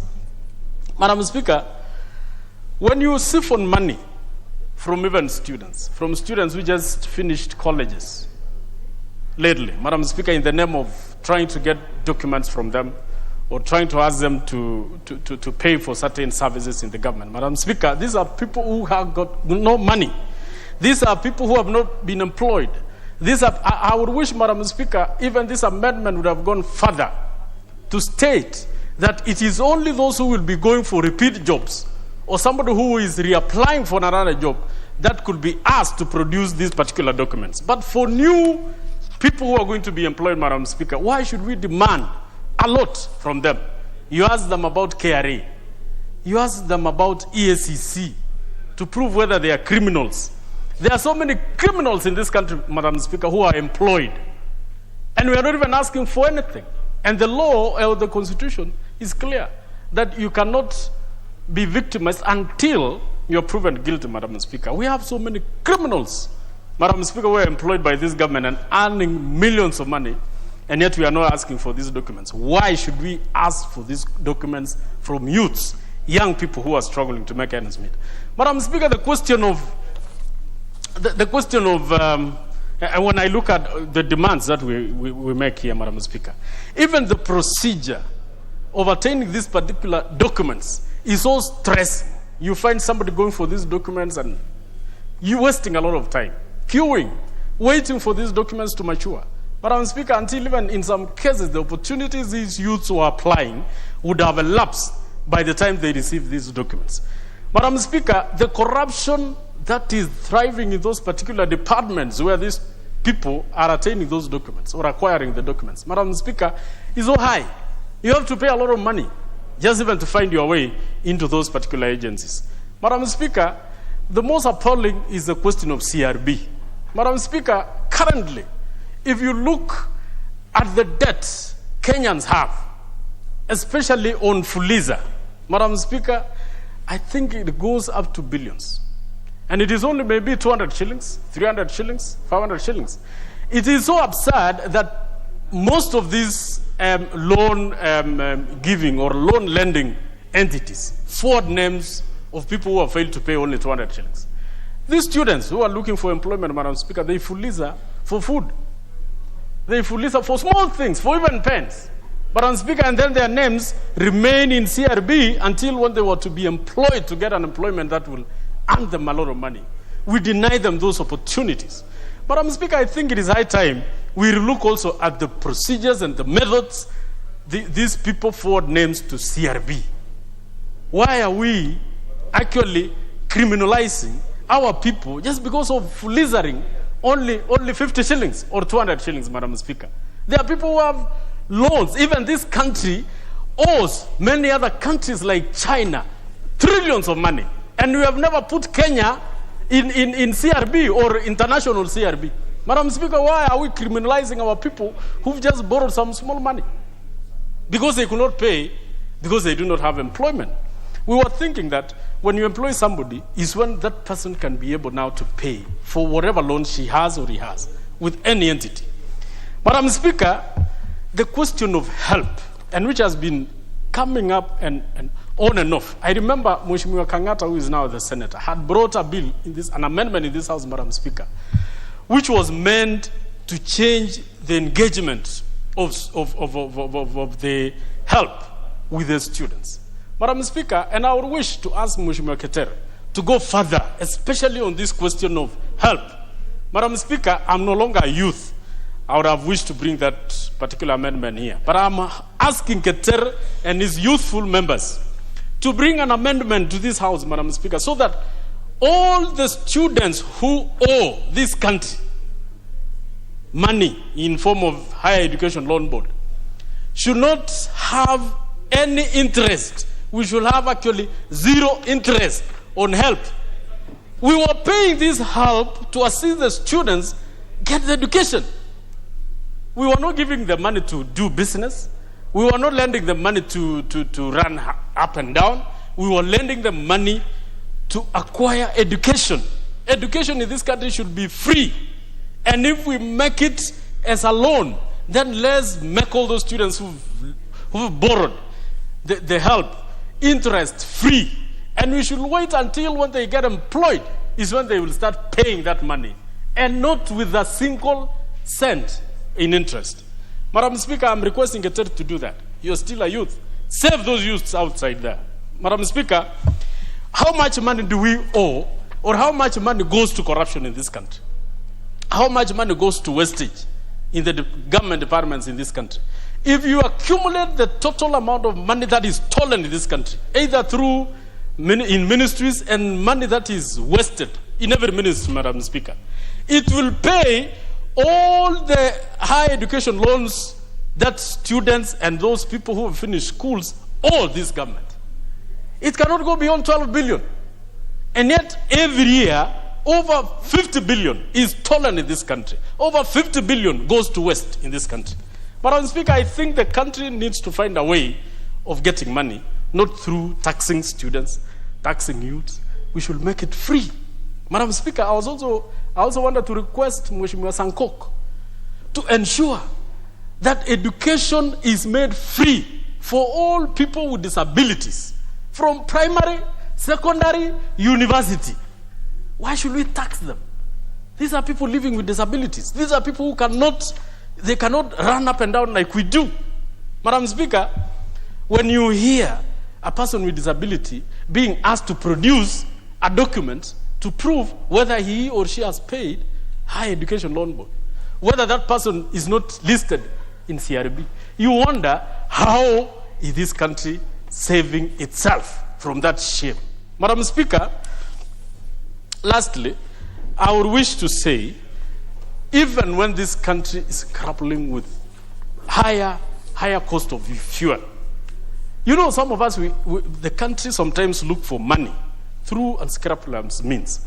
Madam Speaker, why would you tax the country to the level that you pay for fuel 150 for petrol? Madam Speaker, it's sad. The country should find ways of getting money, making money, not through taxing citizens, not through taxing even young people. Madam Speaker, I support this amendment in totality.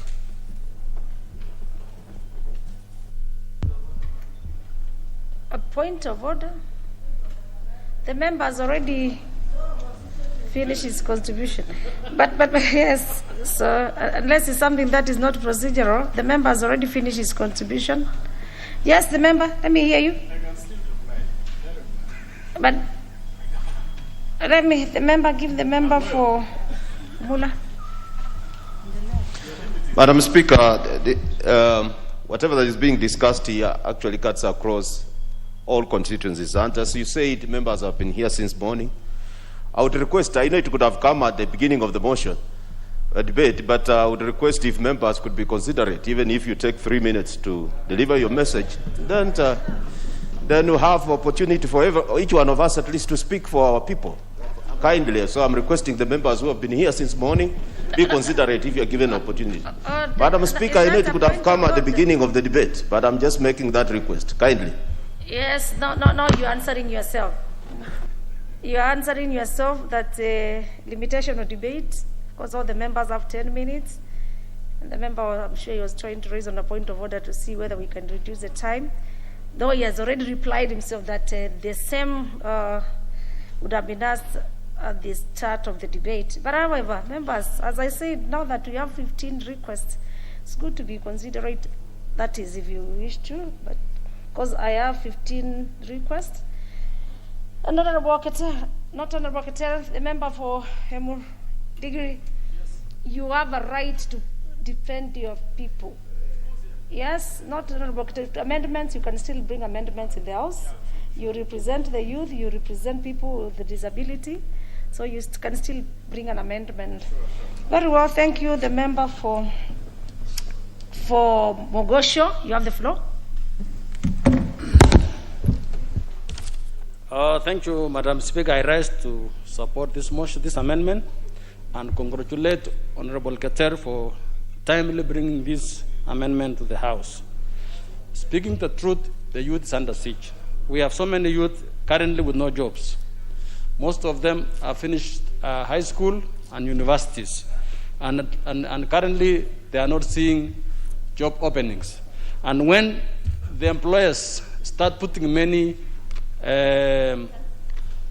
things in their line of seeking jobs, like requesting for so much documentation, we make their lives harder.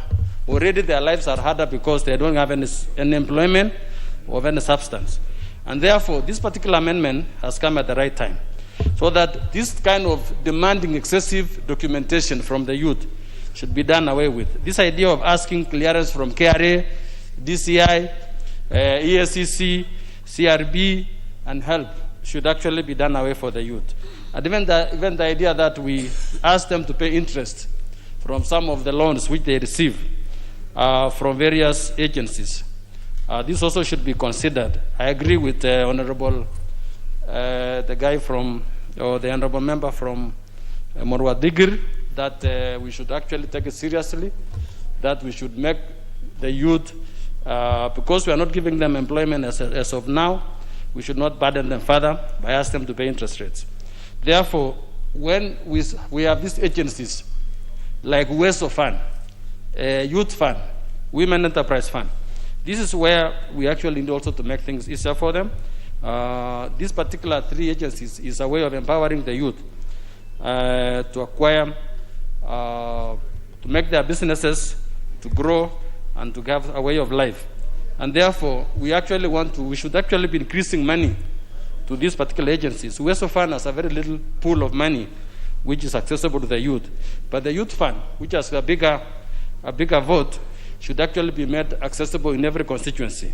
We hear about this thing called bottom-up, and I think if the idea is to invest in the constituencies and invest so that they help the youth, to help Mama Mboga and other people, then we should embrace that kind of ideas whereby we want to invest right in our constituencies. Because of the CDF, the much the CDF has done in Kenya is great. We all see how it has actually transformed education, especially the primary sector and the education sector, and even the security, that is the chief's offices. We see that CDF has made an impact. And if we can come up with another fund specifically which is targeted at these, or rather increase funding like youth and actually target them at constituency level, that will go a long way in empowering the youth. Therefore, particularly this particular amendment has come at the right time, and because I want the other members to also contribute, I beg to support. Thank you.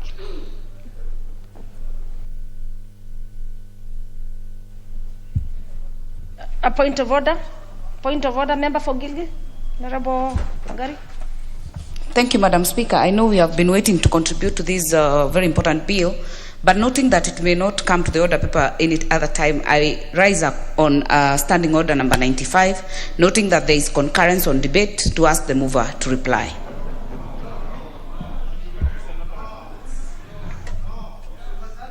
Honorable Angari is in order, just to raise on a point of order, but from where I sit, I put the question.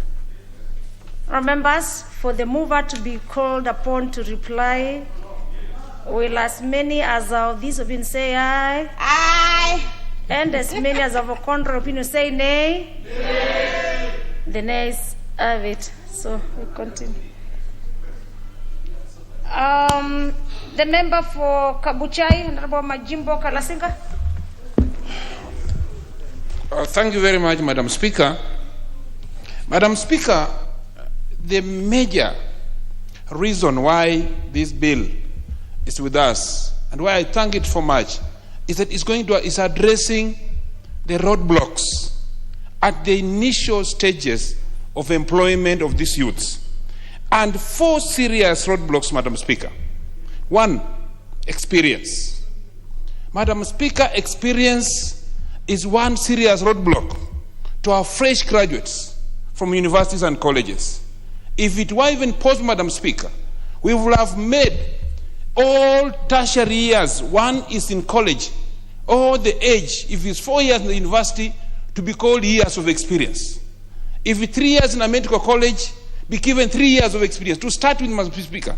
Madam Speaker, because if we look at this one serious roadblock called experience, then no youth will get a job because they are fresh from colleges and they have had no place to get experience.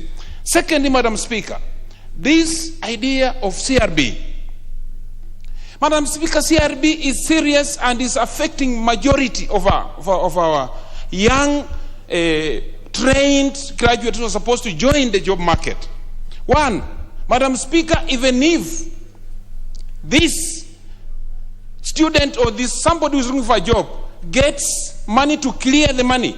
Madam Speaker, it takes a lot of time for CRB to clear this person. It can take even 2-3 weeks, Madam Speaker. And the time of this one looking for a job, Madam, gets expired. Madam Speaker, the issue of certificate of good conduct, it's so painful to us, so painful to this young man, Madam Speaker, because if actually Kenya as a country has this body code that issues certificate of good conduct, every citizen of this country who has no criminal record, Madam Speaker, must be having a certificate of good conduct. So it's not a matter that you produce a certificate itself. It is supposed, in fact, to be on soft system, so that everybody who has a problem is the only one who gets a certificate of no good conduct. But anybody, at any time, any employer can click your name, can click the name of the applicant and find that he is good on certificate of good conduct, not necessarily producing the certificate itself. Madam Speaker, finally, if I've come to this term, as Mheshimiwa for Dikir has just said, if I'll move to support this, Madam Speaker, because we have students who are here in this country, and these are living with disabilities, Madam Speaker. They must be given free training, supported by government, because one, they are disabled, Madam Speaker. If you look at this, Mheshimiwa, I have a national school in my constituency called CBM Nalondo. This school produces the best. But now, Madam Speaker, we have serious challenges with these ones. One, they can't walk. Two, they need medication, free medication in this institution, Madam Speaker. So if I look at this, I support this amendment bill because it's very important for our youth. Thank you, Madam Speaker. The member for Mbumula, Honorable Mabonga Mambu. Thank you, Madam Speaker, for giving me this opportunity to also put my voice on this important bill. And you remember you are the first one to say members should be considered. I don't know. Definitely, I will be very considerate. Madam Speaker, this is a very timely bill because if, as leaders, we have to be very serious to analyze what is happening in this country, and if we do not fix it, it will soon become an emergency and a crisis. There is an outcry. And Madam Speaker, the importance of this bill is to ensure that those job seekers do not spend even a single cent while looking for employment, because you are looking for documents from people who have no even meal to eat, and some of them have to travel to get these documents for clearance. Why do we have a probation period of an employee, a new employee in an organization? Is for you to check the records of this person, for a person to be acquainted on the working ethics of an organization, and if you have any query, you are able now to establish from these agencies so that you have the mandate either to keep the person you have employed or relinquish the job of a person who has been newly employed. So I would urge that the government come up and ensure that our people or young generation who are looking for jobs are not restricted in any way with this kind of documents. Because the minimum amount that is required on this old document is about 6,000. You apply a job that you're not sure you're going to get, maybe, or you're going to get, or tomorrow again another one comes up, you apply, within 1 month you've spent over 30,000, yet you have nothing to eat. Madam Speaker, I sit on ICT committee and I want to recommend this, that maybe when it comes to the next stage, we have to look at this Huduma number. With now every Kenyan having been registered to Huduma number, you are able to access the information of somebody through that number if they are serious. So it's important that the government sets up an agency that any information that is required, any prospective employer that wants to get a person's record must just click on a Huduma number and you will get all information that you want.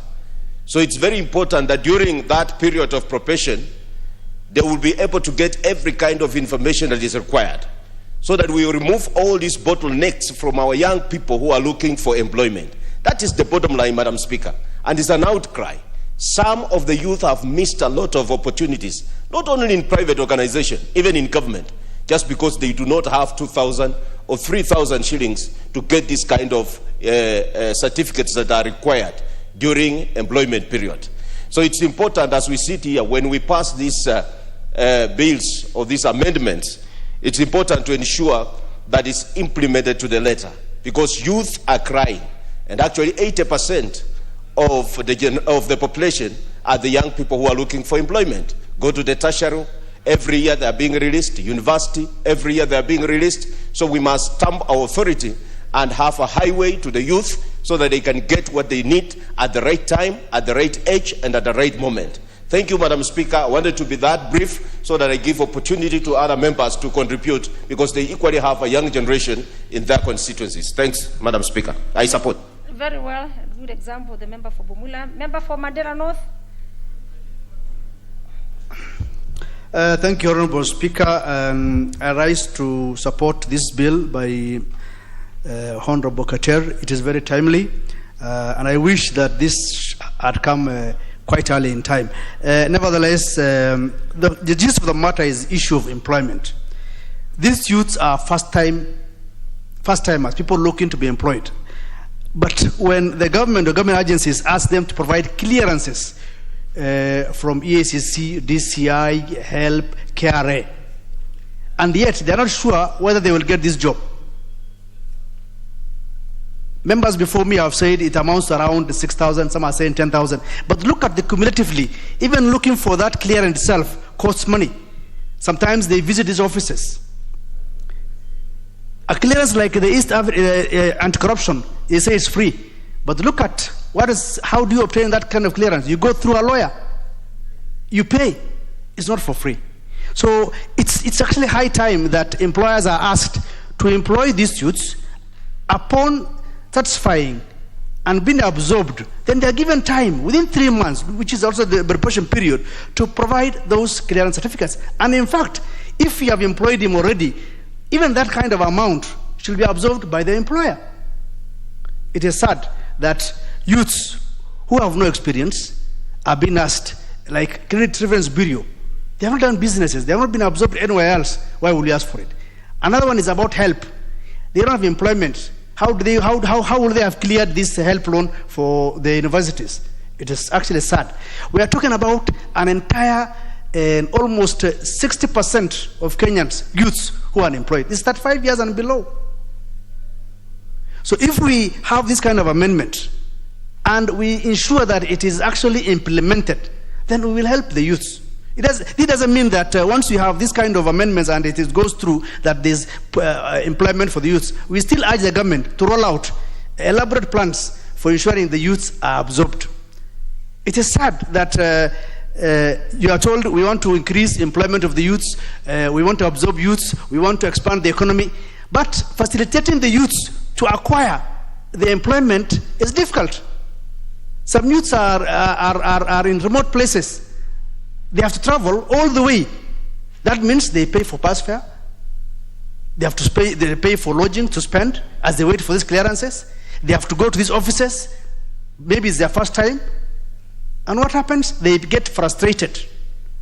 And they just go back without the document. Then they appear in an interview. They are told, you don't have these documents, A, B, and C. So they just go back. Then the unemployment rate continues, and it's a cycle. So I think this bill is very, very timely. We support it, and actually go further to ensure that we pass it in as soon as possible, so that our youths, who are 60% of Kenyans, get the employment without bureaucracies. I support. Thank you, Madam Speaker.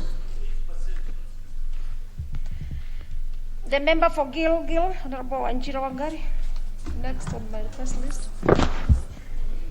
Thank you, Madam Speaker. I also rise to add my voice to this very important bill. I'm actually very proud that Honorable Keter comes from Nakuru County. We are proud of you. You are one of the people who have actually come to this house to represent the youth, and you have done exactly that. Madam Speaker, if you want to know how big this problem is, just recently, the IEBC announced to recruit clerks for registration, Madam Speaker. We have members or young people in this country, holders of a master's degree, applying to be a clerk that only requires a postgraduate, a diploma, Madam Speaker. And Madam Speaker, it still doesn't make sense at all why the government wants you to pay to actually be cleared that you're not corrupt. They want you to pay to be cleared that you're not a criminal. They want you to pay to actually be cleared that you pay your taxes. Madam Speaker, this had come even in the 11th Parliament. It came as in terms of the motions that were moved in this House. They were also moved in the Senate where I sat then, Madam Speaker. But I like that Honorable Keter has gone a step forward, because motions in this country and in this Parliament, Madam Speaker, are not usually very good to monitor or to implement. But when you put it in law, Madam Speaker, you make it mandatory that they have to be implemented. So I congratulate Keter for that thought, Madam Speaker. And Madam Speaker, without repeating, the one thing I would want to touch on is that we must go ahead and further that we not only make it not a mandatory requirement, but we also tax and ensure that we put the responsibility of getting these clearances to the government agency, Madam Speaker. What do I mean? I mean that with this amendment, Madam Speaker, some employers may meander around the law to actually employ only those who can provide those documents, Madam Speaker. That means they will discriminate those that are not able to get them. Madam Speaker, what we must do going forward as a country is to ensure that we zero rate, or we make sure that if you want a clearance certificate from HELB, or you want a clearance certificate from EACC, or you want a clearance certificate from KRA, or you want a clearance certificate from the DCI, that cost should be borne by the government agency. We must tax them to be the ones to pay, Madam Speaker, so that when you go there as a young Kenyan, Madam Speaker, you don't have to pay a shilling, Madam Speaker. And the employers also are also cautioned, because these employers we are talking about are also, some of them are young people trying to make a living. So that burden should actually be shifted, not just from the employer, but to the government agency. Madam Speaker, that way we will have made it lighter for not only the employee, but also the employer. But with those few remarks, Madam Speaker, noting the interest, I beg to support and congratulate Honorable Gideon Keter on this very important bill that has been brought to this House. Thank you, Madam Speaker. Very well. Member for Trans Nzoia County. I